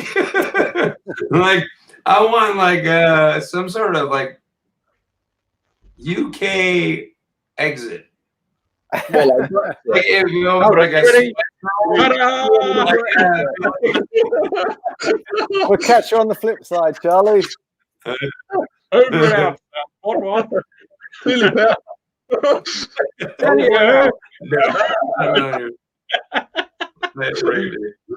Oh Lord, I love you all. No. Yeah. Thanks for joining in, mate. You're a top geezer. You're a top geezer. Take that I one. don't appreciate it at all. But Yeah, I cheers, appreciate it to 0%. But I shall catch up with you. Just stay And safe. listen mate. to your. Just be careful out there, yeah. It's safe. It sounds like a ripoff to me. All right. Later, dude. See you later, man. Well, Yeah. Stephen Jacqueline's in as well. Hi, how you doing? Bye. Free. If you want to jump in, hit the link. Come on.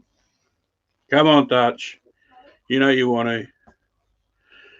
We'll teach you some slang too. rocking it into Saturday.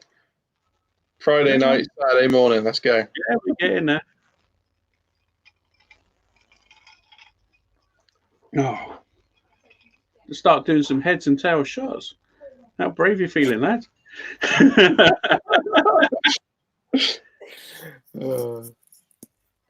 I like Charlie's a good dude, man. I like him. He's really supportive. Yeah, very supportive. To be fair, all of my mates over in America are really, really friendly. They're good. They are.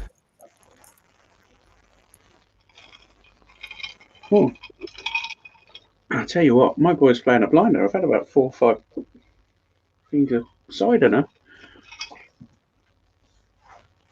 On tap. So anyway, what videos you got coming up there, Mark? Oh gosh, what I did for the first time, I did tacos. I've done a tacos video with low and slow leg of lamb, homemade flour tortillas, and all the bits and bobs to go with it. I've just filmed it the other day. That's coming out, I don't know, in about a week or so, maybe a couple of weeks. And I don't know if you noticed, I'll tell you what I've got: liver and bacon with onions coming up. I want to do that video. That's one of my nan's favourite dinners. It's really tasty, actually. You sort of the way she does it, she cooks off the liver in a bit of flour. Yeah. And then adds the bacon in. Oh, it's so good. It just takes you back to your childhood, you know, if you're of a certain age, anyway. Yeah. Well, I was brought up by my nan, so like proper old school cooking. My mum used to cook it for me, and I don't know, we just stopped doing it for years because you didn't need to really. But I just thought, I'd like to do that again. So I did that one, liver and bacon. Plus, I've got a few bits of gardening videos coming out. Yeah, you're rocking that. I'm loving your gardening videos, man. You're taking it to the Americans with your garden challenge. That's pretty cool. Oh yeah. With your glasses on and your bandana thing. Yeah, that was a bit of a Mickey take. Yeah, that's good. It's all good fun, isn't it? Yeah, it's good banter. That's what you want, you know. It's good stuff. Yeah. What about yourself? You got some videos coming out? I'm going to record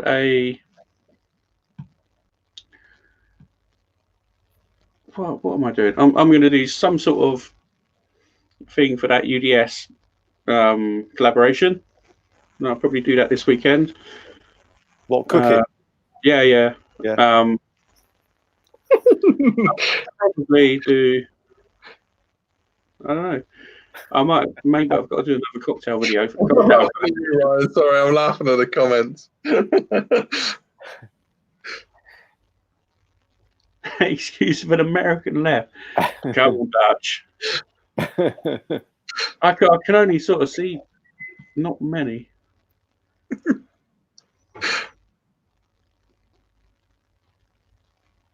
I can't read and talk at the same time. I'm not a lady.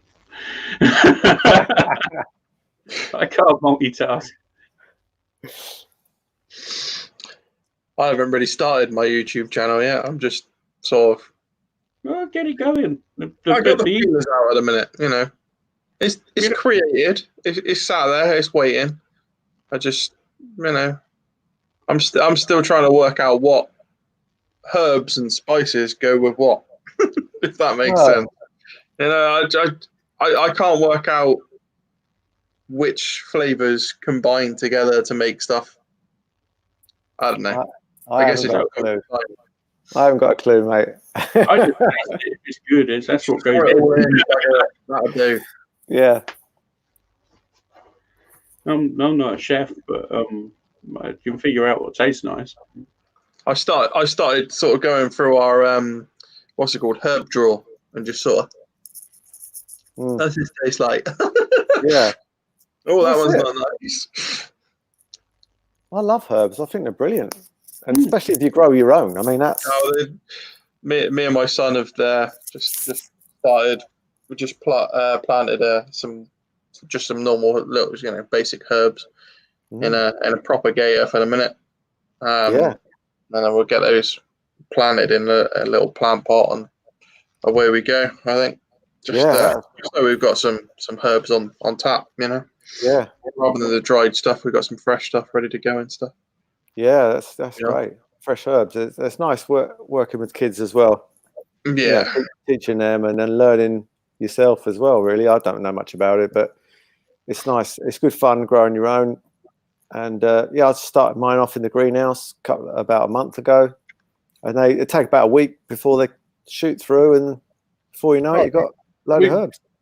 We planted Tuesday. The time's already come up. Yeah, time's quick. Yeah, it's so quick. Ridiculous. Yeah. I think we've got some rosemary, some thyme, some basil. I think we got a couple more as well. I can't remember what they are. Basil is incredible. It's that's a quick one, and when you pinch out the tips when it gets a bit spindly, and it will start to bush out. Okay. And then bang, you got some pesto to make with your dishes.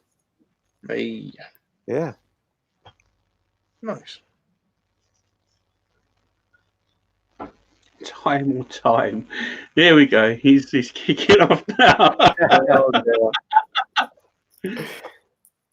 I got plenty of time on my hands. Now I'm semi-retired.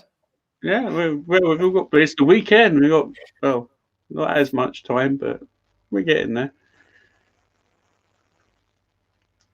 Who'd have thought it? 3 English guys with a load of American dudes watching us on a live. Well, a few Americans.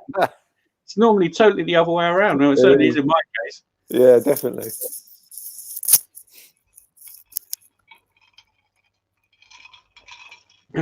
Cheers, everybody. I just have melted ice cubes now. Yeah, exactly. Hold on, I better go and get one. Go get one. Go get one. You're not gonna have much to see. Hold on. Oh. I wonder whether the wife's fallen asleep yet. Probably not with me booming in the front room.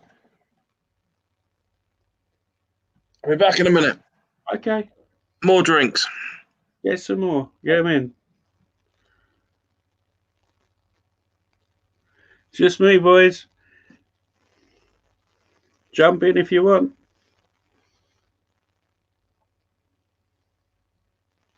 Be good to talk to you.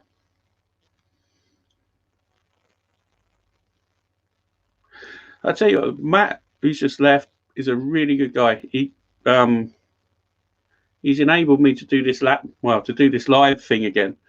I started off before Christmas, but my laptop broke, and he gave me a laptop. He just sent it. He said, "Look, do it. Have a laptop." How cool is that? You know, proper kind chap. Big respect for him.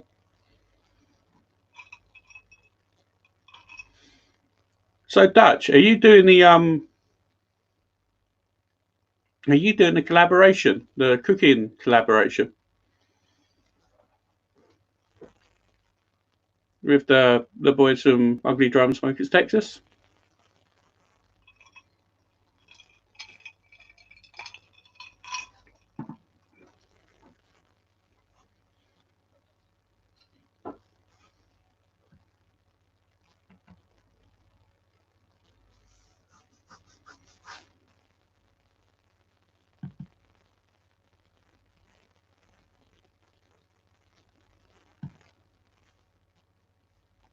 Oh, this cider's going straight to my head. I probably had about 5. 1, 2, 3, 4, 5, 6.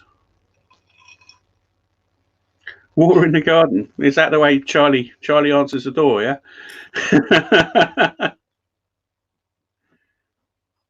Yeah. So, Ken, are you doing the barbecue collab, the UDS collab? Yeah.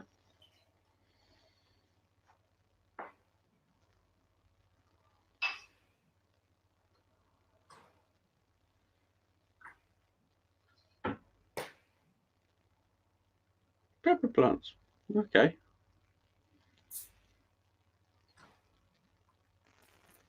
Ah, cool. What are you going to cook, or have you not decided yet? I've got kind of got a beef chuck video, and I don't know. I might get something. I want to get some ribs. I like ribs. I've got my mind set on a nice slab of ribs. Yeah, same. I haven't had a rack of nice big pork ribs for a long time. Hey, Mark. Welcome back, mate. Cheers, mate. Happy weekend. Yeah. What are you drinking, by the way? It's vodka and Coke with no ice. Oh. I've run out of ice for some reason. The ice machine's not working. I've got the same problem. My one broke a little while ago, but don't tell me you got a Samsung fridge. We've got no Electrolux, but you can't beat an ice machine. It's best thing ever invented. Well, it's like the ultimate big boy's toy, isn't it? That's when you know you're a grown up and you've got an ice machine. That's the way I worked it anyway. Yeah, I've never looked back since. I mean, ice cube trays. Do you remember them? Yeah. Oh, yes. I want that.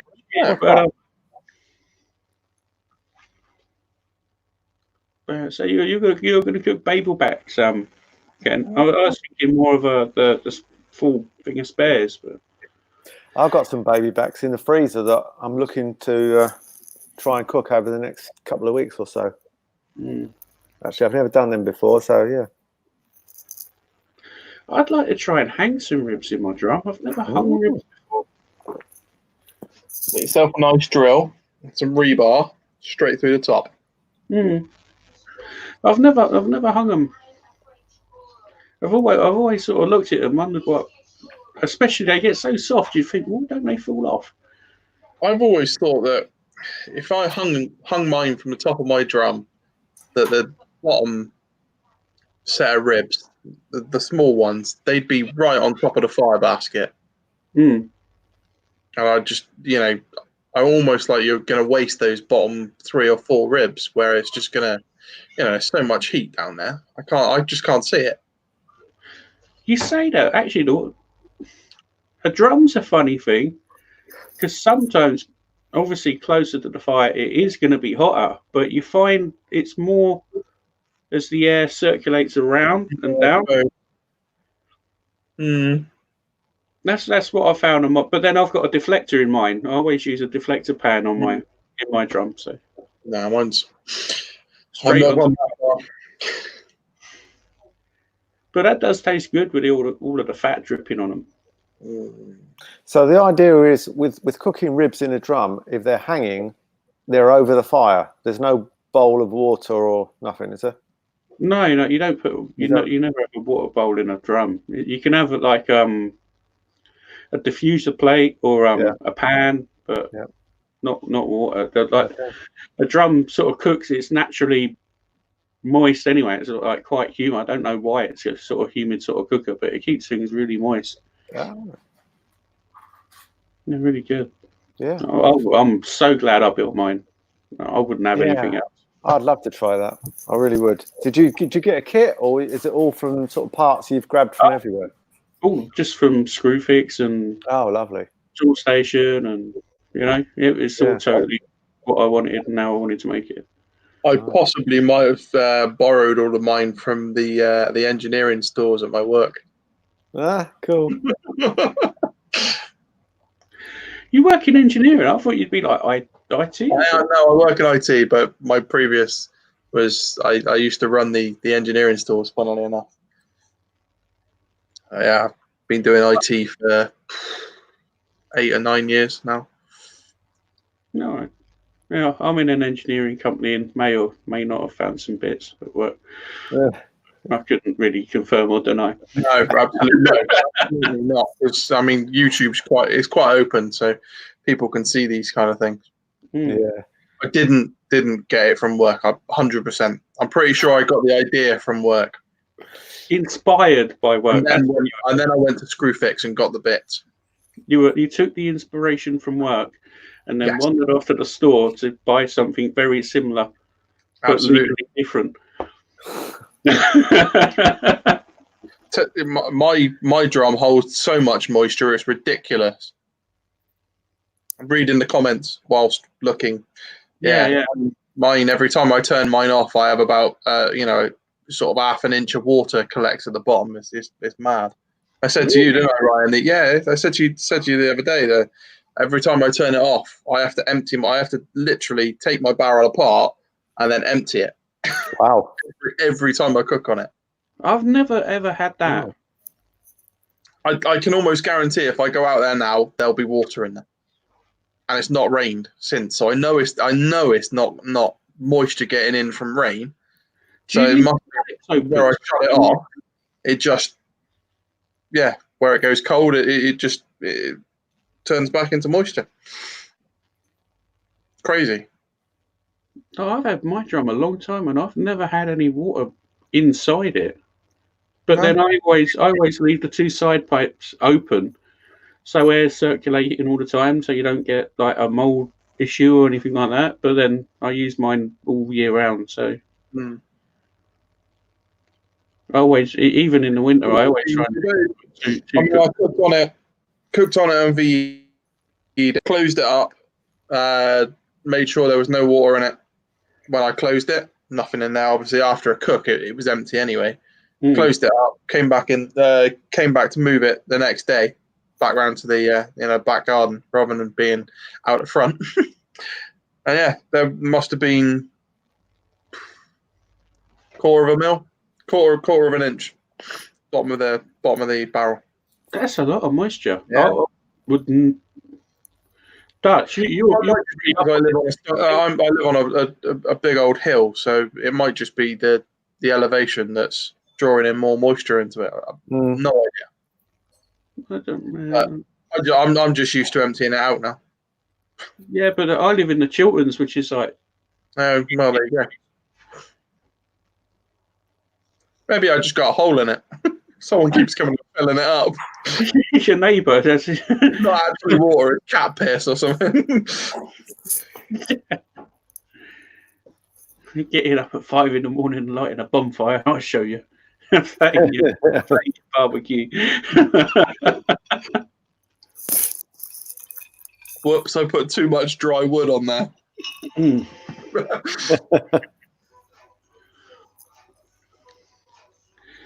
Oh man! Anyone tried any of the Weber bits, wood chip-ins? I used some today, but only in my. Like, I was cooking a chicken on a rotisserie, so I just had a handful of them and chucked them on. I picked them up from B&Q the other day, and they certainly do the job, but because they're so thin, they just gone straight away. I think I'm going to have to soak them, wrap them in tin foil, poke a few holes in it, and then do it, because chucking them straight on like like you would a vlog, they're gone within 30 seconds. How far are you from me? Where are you, Ish? Gloucestershire. A long way. Quite a way. Yeah, a long way. Wow, you say that. I travel the UK for my job anyway, so there's plenty of time when I'm over by you. Well, whenever you're near me, drop in and you can have what you want. No, I always get it all the time. My uncle, he works in a fishery, so whenever a tree comes down, he cuts it up, puts it all to one side, and it ends up in my woodshed. So it's normally cherry or oak, so I'm quite lucky, really. I can't remember what I got. What did I get the other day? I think it might have been cherry. No, it was apple or pear. Quite nice. Smelled good. Fruit tree, probably, yeah. When it was cooking, it was really nice. Yeah, I do like pear when I can get it, but apple's nice as well. Yeah, more of a common. I said pear's quite difficult to get hold of for some reason. I don't know why. Weird one, isn't it? Not like we have enough pear trees in the United Kingdom, is it? No, no one really seems to. Not that I've really looked. I don't really look for people selling wood, but when I do sort of go on to buy the sawdust for cold smoking, you never really see like pear chunks or pear anything. Sometimes you see pear dust. A lot of oak, cherry, maple, and silver birch. Yeah, seen birch. There's a lot of birch kicking around, but are you talking about small chunks? You talking about small chunks or splits? Right. Anything. Birch is the only thing I'll get, to be honest with you. Because I buy it in big bulk bags. I bought 2 bulk bags last year from a supplier, and I like cooking with it. It's nice hard wood, lovely. But I'd like to get some. Quite a strong flavour though, birch, isn't it? Yeah, I like strong smoky flavour. I'd like to get some other stuff in the bigger sort of splits. You know what you can chuck on your low and slow offset. Yeah. I mean, I've only got 2 smokers: a Weber, which is lovely, and the offset. I'd like to try. You're gonna build yourself a UDS as well, I hear. I'd love to try. Yeah, I'd love to do that. Yeah, one day soon, hopefully. I'll tell you what. Once you use a UDS, like a UDS is like, I'm not going to sing the praises of a UDS, but it's literally when you get a sweet UDS and you learn how to use it, you can literally just fill it, let it run, come back when your alarm's going off to wrap the meat up. There's no messing around. Yeah. And then you just off you go again. I mean, I lost faith in it until I spoke to you recently, Ryan, about it, and we had a little chat about it. And yeah, the VE Day cook on that, it just brought back all of the sort of, I really wanted to get back in and cook on it again. It just did what it needed to do for once. I've had no problems with cooking on it recently, but yeah, it just sat there at temperature for 6-7 hours. Brilliant. And the meat cooked. I had the probes in and the smart fire running on it, and it kept temp, and then cooked 6 hours, 6.5 hours. Shut it off. I've still got half a basket of fuel left in there. Sure, that's good. That's good. Yeah, it's mental how efficient they are. You just close the lid up and you forget about it, don't you? Mm-hmm. I mean, with mine, it's a little bit more. Mine's a little bit more. So just chuck it in, forget about it, because it's connected to the internet, and I can just look at my phone and go, my meat's still at 67 degrees. I've still got enough time to go down the shops and get some beer. Mm-hmm. I literally put my meat in and forget about it, and then my phone beeps and tells me it's done. I'm kind of losing the art of adjusting the valves if I need to, but. See, that's why I got a low offset smoker, because I like the idea of managing the fire. I must admit that's why I fell in love with barbecuing and working with wood. Yeah, I'm still learning. I'm still at the very beginner stage, really. But I'd certainly like an offset smoker, and like a nice big one. Almost like the Aaron Franklin ones. Big, huge, big. Yeah, just they look amazing. Yeah. I don't know, really. If you're going to buy an offset, you've got to have a fairly, again, as you say, you got to have a fairly big offset, and you got to look at what you're cooking. If you're running I just cook burgers on it. on the top of the fire. The thing is, though. I'm going to cook us 4 burgers on this on a huge offset. It's going to take me 2 hours to get up to heat. Now. But everyone loves a fire. There's nothing better than sitting there and feeding a fire, and it gives you a bit of time and space to think about stuff. And that's why I like the offset. There's something quite relaxing about a fire, isn't there? Yeah. In there and watch it crackle, and all the different shapes that the fire makes. I could sit there and stare at a fire for hours. Yeah, and with an offset, you got the firebox where you can do that, and you're managing it, and you're controlling it, and you have to stay with it. That's what I enjoy about it, to be honest. I totally agree with you. But the thing is, generally, if I'm cooking a big amount of meat, I'm going to be cooking it overnight because I've got people coming around. So I'm going to be. Yeah, that's fair enough. I want something. I know it's going to work. I know you can just put it in. That's going to be that temperature. It's going to. Yeah. I do like the idea. It's just if to buy a small offset, to buy a good small offset, you've got to spend some money. Oh yeah, it's an investment. Definitely. Yeah. Although you could get a cheap one from Aldi. You can get a cheap one with. It'd be a lesson. One from Aldi and then buy the expensive one the next week. You want Aldi to work. That's it. Yeah. It'd be a serious lesson on how to manage a fire. Yeah. But I don't know much about offset smokers. I've never really used one, but as I said, I love the idea, but practically, yeah, got to have a bit of space to have it sitting there, really, and Yeah, I mean, a lot of people are doing these small offsets. That, I mean, to be honest, let's be honest. You could probably only fit twigs in there. yeah, There's no way that you could it would sustain a fire for any more than sort of 20, 30 minutes. yeah, You know, if you're talking a proper offset, you want a big firebox, big unit. So some of these little ones that are 10-litre capacity, they're tiny. Yeah, They're not going to do anything. no. I've got a hankering to build one out of 2 drums, but Oh yeah, sounds good. that'd be quite fun. Get a proper UDS sized drum, and then cut another one in half, turn that into the firebox. I reckon you could probably make an offset quite. Yeah, I think you'd make an offset quite easily out of it. Yeah, you can. Yeah, I've seen drums like that done. Yeah.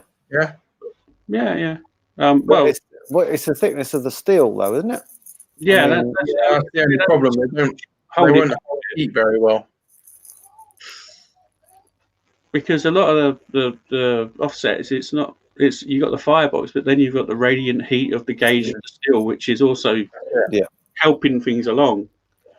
Because I suppose what you could do is you could probably use something like a propane tank, like the large propane tank. Oh yeah, that's it. People do use those. Open. Yeah. Fill it with water. Fill it with water, put a bit of whatever it is, washing up liquid in it. Yeah, that's it. Water and washing up liquid, and then cut it open. Then hope that's worked. And if it isn't, when you come out of A&E, it will be fine. Put a circular saw to it and watch yourself explode across the road. Missed a bit.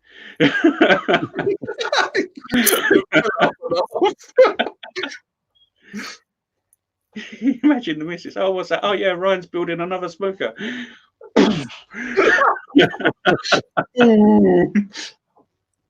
Ryan's not building a new smoker. He's trying to send himself to Mars. Yeah, that'd be. No, to be honest, I want to build another one, but I don't know if my missus will let me. Of course you will. I've got so many barbecues in my backyard. How many you got, Ryan? I've got 2 Webers, a gas Weber, my UDS. I gave one. We're gonna have to stop there. No, we can't have. How do we end this video now? Gas, yuck. I'll tell you what. You knock a gas barbecue. How many barbecues do you have a week? Gas is quick. Mm-hmm. It is quick, but you don't get any of the flavour of it. I've just made a. Not as much as chucking in the oven. No. I've just made a hot plate up for my Weber gas barbecue. Yeah. It's perfect. I made some really nice burgers on it, like proper good onions, fried an egg on there. It was magic, and it was all done in like under an hour. The only problem with gas is you never know when it's going to run out. Yeah. I'm ready to. Oh. Yeah. That happened to me actually. I've got a video coming up of oh god, what's it called now? A sandwich thing anyway I'm doing, and I started cooking outside. It was so lovely a couple of weeks ago in a sunny spot in the garden. And I didn't check whether the gas was, at least half full or whatever, and it ran out. So I had to quickly switch to indoors, go to plan B, as it were. But you can tell, and there's a way of doing it where you pour hot water onto the outside of the canister, and there's a way that you can tell whether it's got enough in it. But I didn't check, obviously. Oh, that's right. Yeah, that makes sense. It's going to be colder where the gas is. That's it. Yeah. But I didn't check. But no, it's pretty instant when you've got it. But you just I've got to get. But I love I've had my Weber for 8 years, maybe longer. It's first thing got me into barbecue. Yeah. And that that barbecue is like Trigger's broom, because I had the burners go 2 years ago, right? So this barbecue, it was looking rough, but I thought I'd clean it. Oh, the burners broke when it's like rusted through. Rung up Weber. Oh, my burner's broke. How much is it for a new one? Really? Oh, you're covered by warranty. And they sent me up 2 new sets of burners. Yeah, Weber are really good. Really good. What? Yeah, I'm quite tempted. I mean, I picked up a classic 57 on Marketplace. Bloke, literally, he found it. Someone was throwing it out. He found it, and I drove to Reading to go and get it from Gloucester. Yeah, and I said to him, look, I'll have it. I don't mind. It was missing the ash pan on the bottom. That was, like the catcher. That was it. That was all it was missing. I'm quite tempted to ring them up and say, look, I've misplaced it. I'm pretty sure they would. Don't worry, we'll send you a new one. Brilliant. I brought an ash pan. They're not expensive anyway. No, I don't think they are. But 20, 30 quid. Yeah. It's not. It's not like the big clip-on thing. It's just like the little sort of pressed metal dome at the bottom. It's not, just like a little ash catcher. It's got. That'd be even cheaper. I don't even bother with it. I just sweep the concrete underneath it afterwards. Empty the ash out and then sweep the concrete off it. Easy peasy. But I do like the Weber products are amazing. Like the kettle barbecue, it's a classic design. I know, so simple, but yet so effective. Yeah, it's like the wheel. Do you need to reinvent the wheel? Probably not. Can you change it to make it better? Maybe, but it's. Well, what's the point? It does. Absolutely. Well, Weber cracked it, and they're just selling the same stuff, rebranded, different colours. They haven't changed their design for years, but do they need to? No. People still buy them. Yep. Yeah. People still buy second-hand ones. 100%. Oh yeah, I'll buy a new one. No way, not for the absolutely not. A little bit of a wire brush or a bit of tin foil if you're worried about the wire brush coming off. Like, the original grills, I've yet to find one that has ever broken. I mean, the original, it's all original parts on this thing, and it's 10 years old. Yeah, like the charcoal grate on the bottom. Yeah, all right, it's pitted, it's rusty, but it's still as good as the day as it came out of the factory. It's there to do a job. Hold the charcoal on. Doing that. Yeah. No one. I mean, it's not even warped. You see some of these other cheaper imitation Webers. As soon as you cook on them, the charcoal grate warps, so that you've got a dome shape rather than a flat cooking surface. But I mean, Weber have cracked the. Although I was watching another one of Baby Back Maniacs videos the other day where people that do slow and sear have introduced the kettle. Okay. Yeah, that looks pretty sturdy, and a couple of extra mods built in, which look pretty good. I don't know if we can get it over here, but anyway, I guess there's got to be competition. I don't know if it's the actual branded one, but you can buy them. Yeah.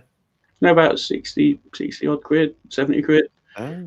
So they're not overly expensive, but then it's pretty much the same as snake method or just doing a minion method or. Yeah. What's that about? What's that? I don't know. You've got a green screen going on. What's that about? You've got a pigeon in your top. What's going on? I was fiddling with settings earlier. Oh, there you go. Look, green screen. Are you switched on Snapchat or something? No, there you go. Look, that's bad. No, I'm playing with a green screen earlier. I'm obviously wearing a green T-shirt now, so it's playing up. Didn't know you could do that. Yeah, there's a little option down the bottom that says green screen or blue screen, and you can set yourself in Oh. different areas. Yeah, there we go. We'll try again. There you go. There's a house. Oh, look at that! I got a brick wall now. Build a wall. Oh, hold on. I got a better idea. I'm gonna do. Here we go. Oh, it's loading. A little bit of. There you go. Yeah. There's logo, isn't it? little bit of branding. Yeah, pretty good. It's like we use Microsoft Teams for work. They've changed all of that now. You can change all the backgrounds behind you to Star Wars backgrounds, things like that. So as an IT person, that's all we do is just sit there and geek out in the most random spots we can find. That's pretty cool. I can only see 4 settings down the bottom: mute, stop cam, cam mic, and share screen. Click on the cam mic one, and then it will show you camera, audio, and green screen. Oh yeah, snap camera. You can upload your own green screen. So if you're sat in front of a green screen, you can upload your own background in the back. Mm. You sit there with your. If see now, Ryan, you got to paint that room green. And then you can just put your logo up in the background. Oh yeah, cool. Look at that. Oh wow. Yeah, Yours works really well. I'm in a pub. That's pretty cool. Yeah, Mine didn't give me the option for a pub. I've got snap camera on. there you go. That's why then. Yeah. Hold on. Give us a minute. We've done that many a times. Sat there in a meeting with when one of my bosses and turned myself into a potato. That's always funny. My son taught me how to use this. I didn't think of it. No, it's too technical for me. I might crash the whole stream.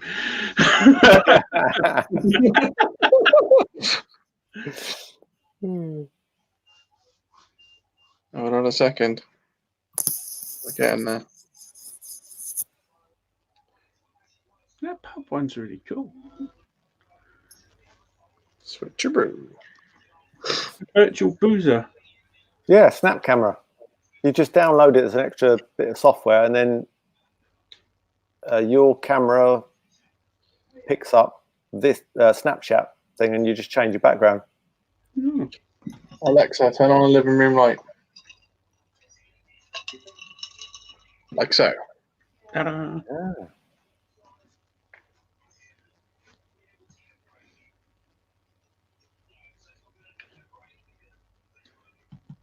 See if we can find the Donald Trump one. That always makes me chuckle. Ish. Yeah. Yeah. A better thing. Yeah. Anything else? No, we don't want Donald. We'll find someone else then. Hold on.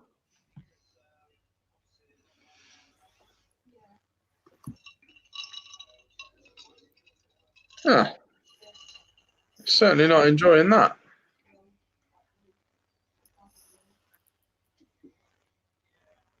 Says my camera is being used by something else. Oh.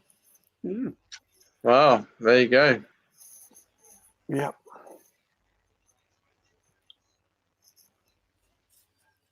Oh, the chat's gone quiet. There must be another live on in America, I think. Yeah, it's going to be. It's going to be like 6 o'clock in the evening, or maybe 4 o'clock in the afternoon. There. Prime time America. Yeah.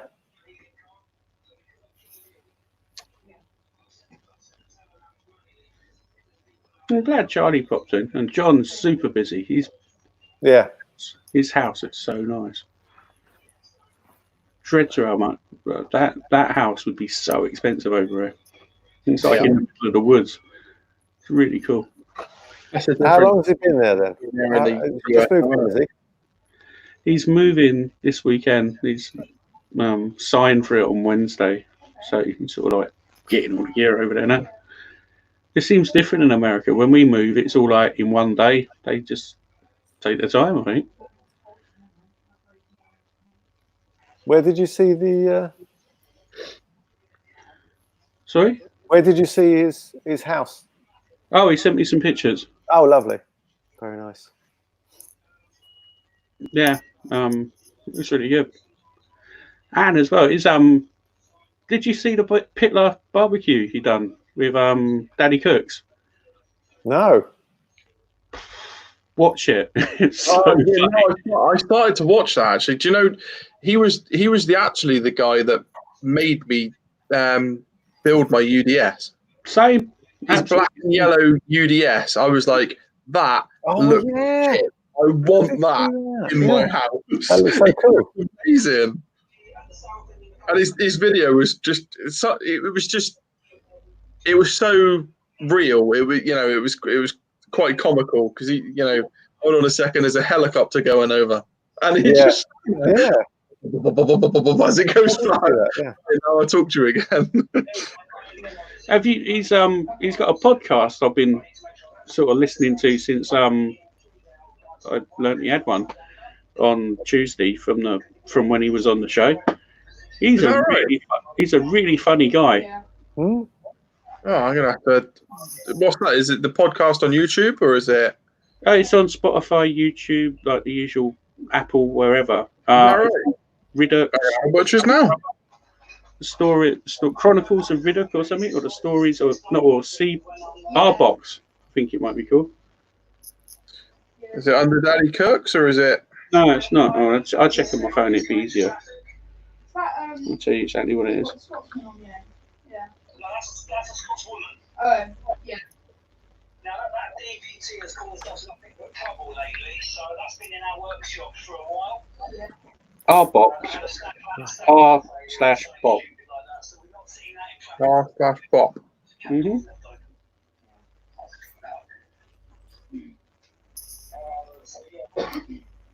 Yeah. Got it? So, you know when Oh, Bob. Riddick's Book of Philosophy. It's some of it is so funny. Is that what it is? Philip Riddick. Yeah, that's his name. There you go. That's Daddy Cooks. What's that about then? Hmm? Yeah, I saw that. Oh, yeah. Wow. Never noticed that before.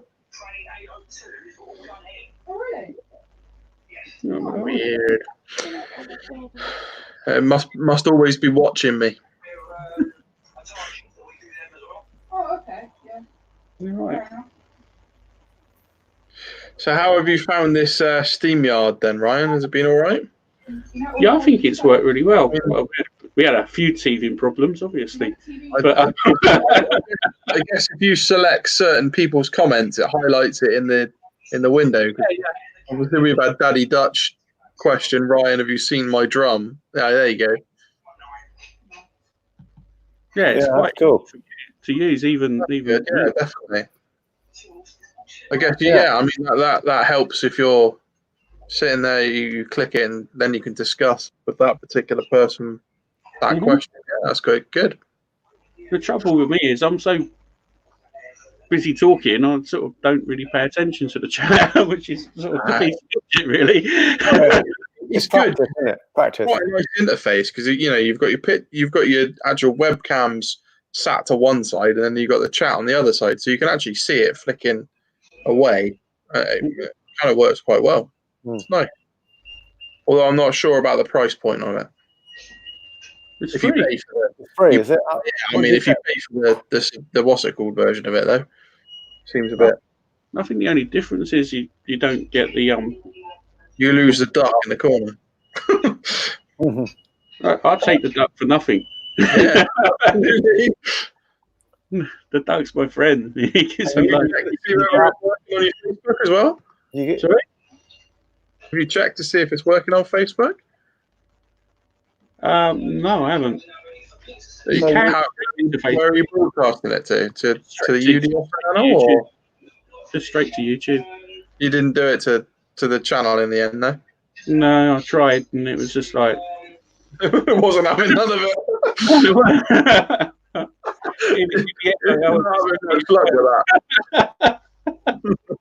so you're supposed to be. Can you stream to both Facebook and YouTube at the same time? Is that the idea?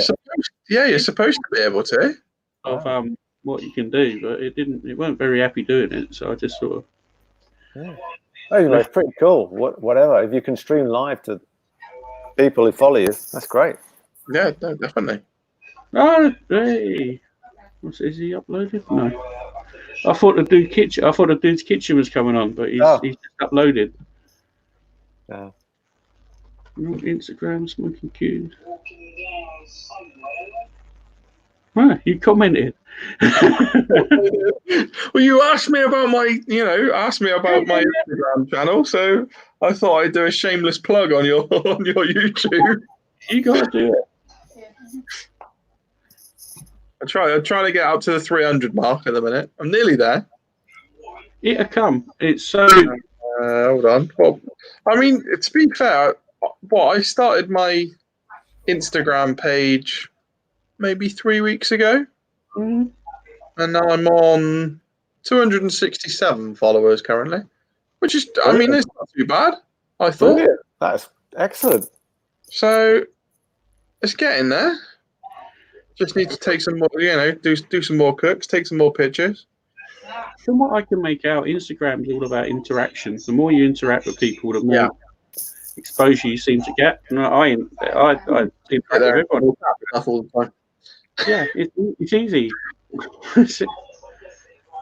I'm nearly at about 850, 700. No, yeah, 850, 900. I haven't really tried to do it. All I've done is just post pictures and chat and. Did you?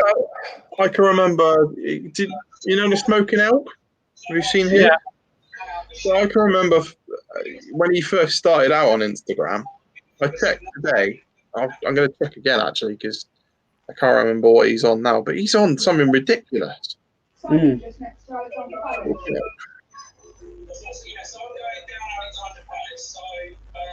got 9,000 followers now. I can remember.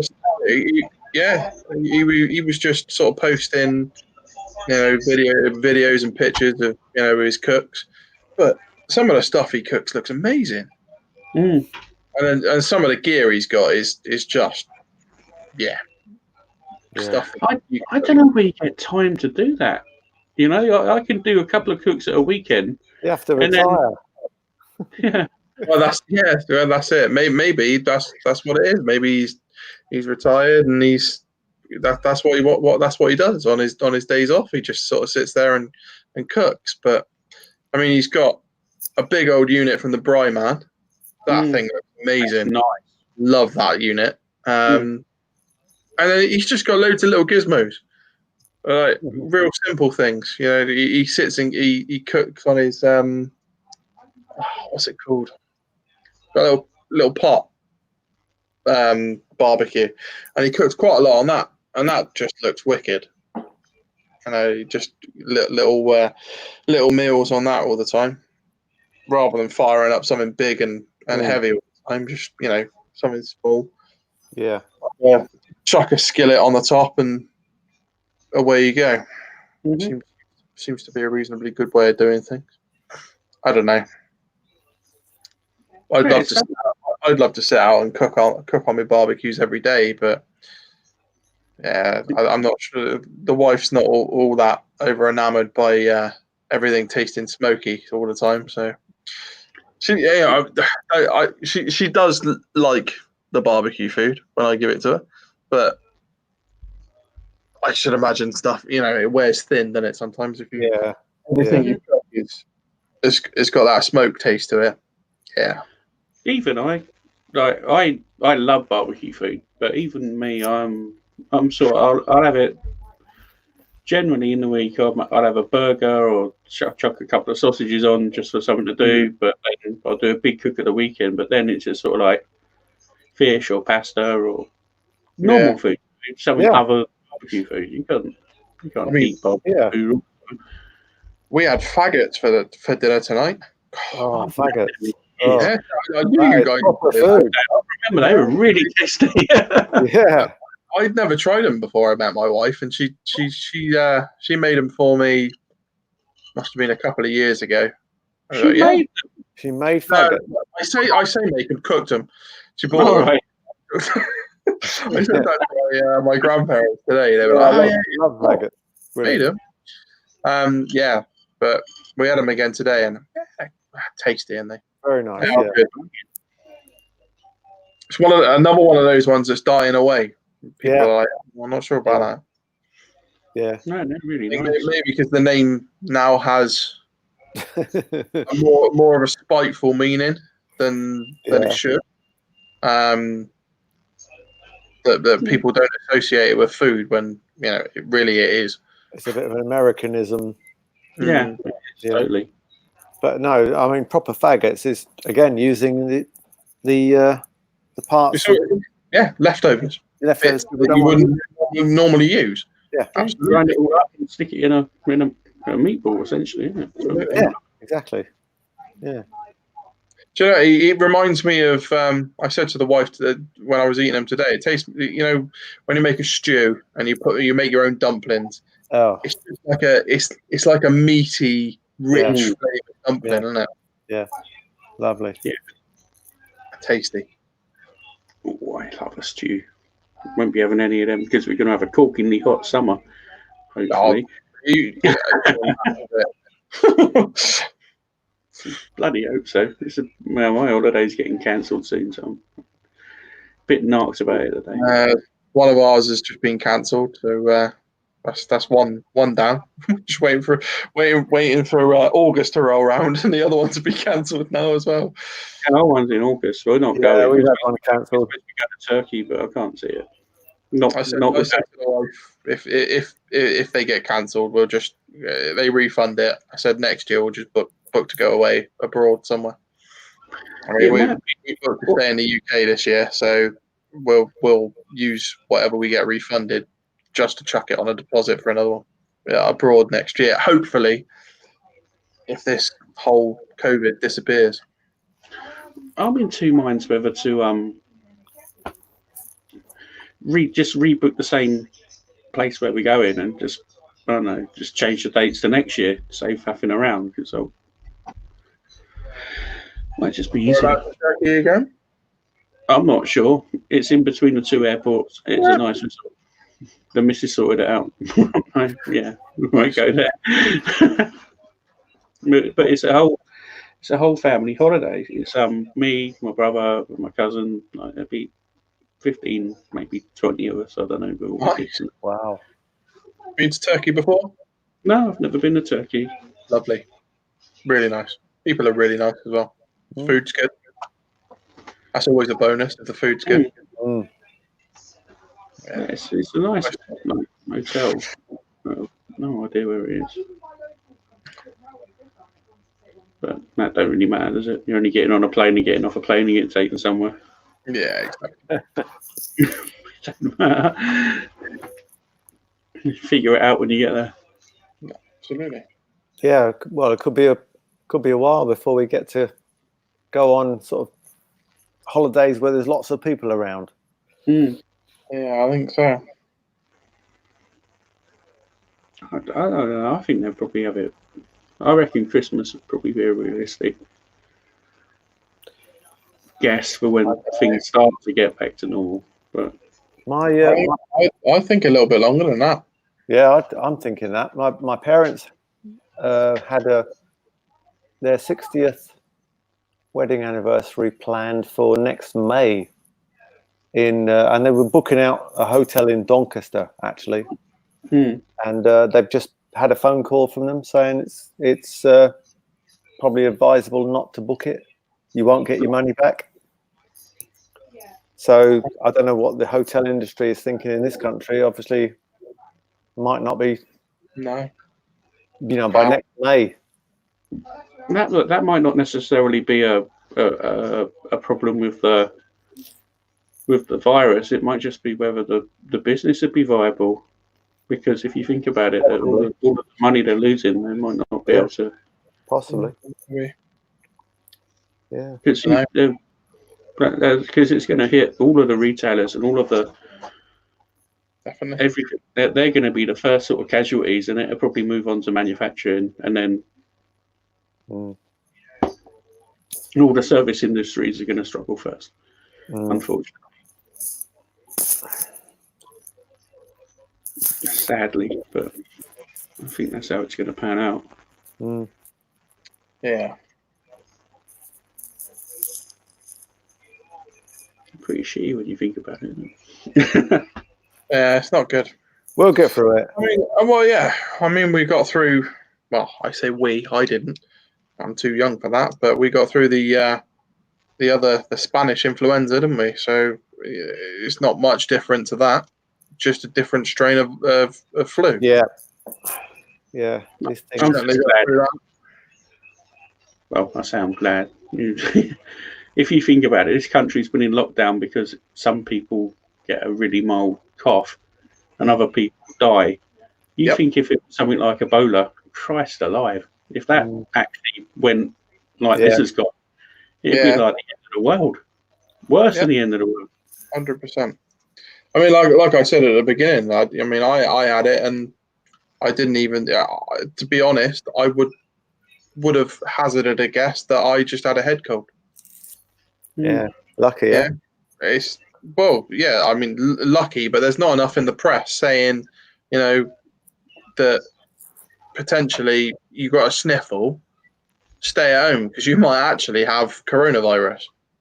Yeah, true. Yeah, There's all the media seems to be focused on is on all the negatives, all the people dying, or what Boris Johnson is doing or not doing.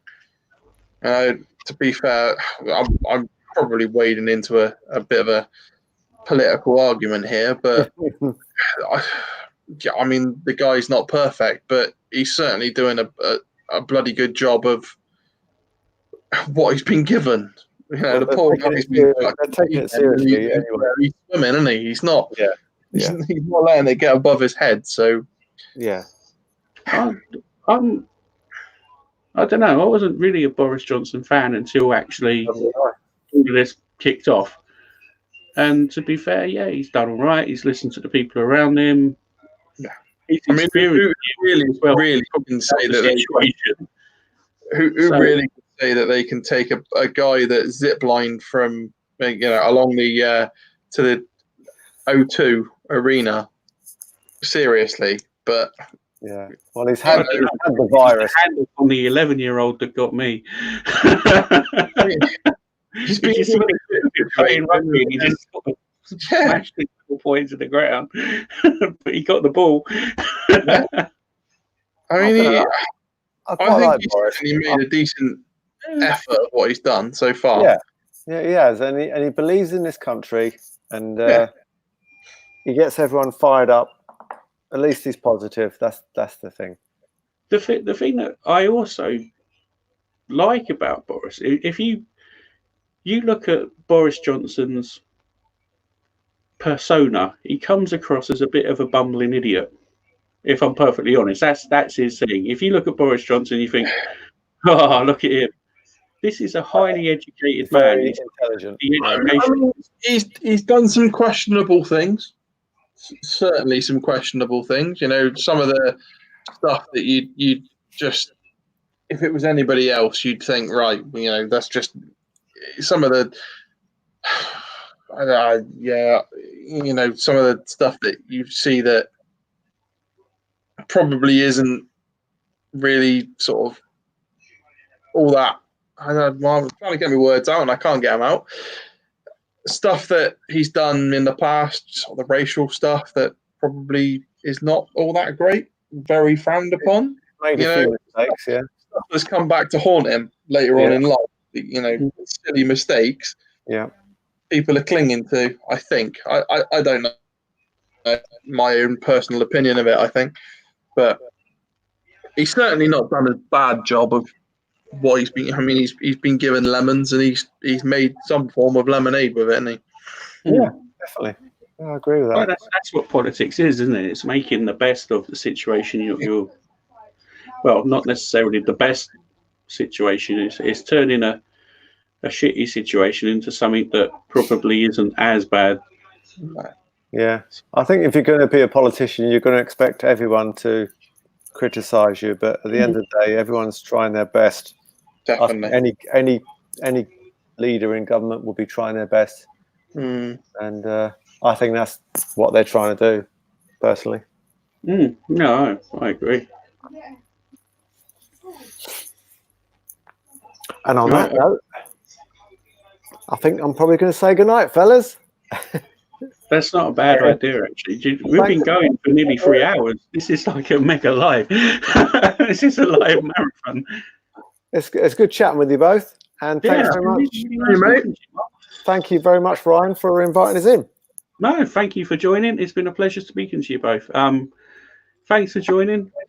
I'll do it again soon, actually. It's been really nice. Cheers. Yeah. Really enjoyed it. Have a good weekend, chaps, and stay safe, guys. Speak to you later. Good to see you guys. Cheers. Thank you. Bye. Take care. Bye. Yeah.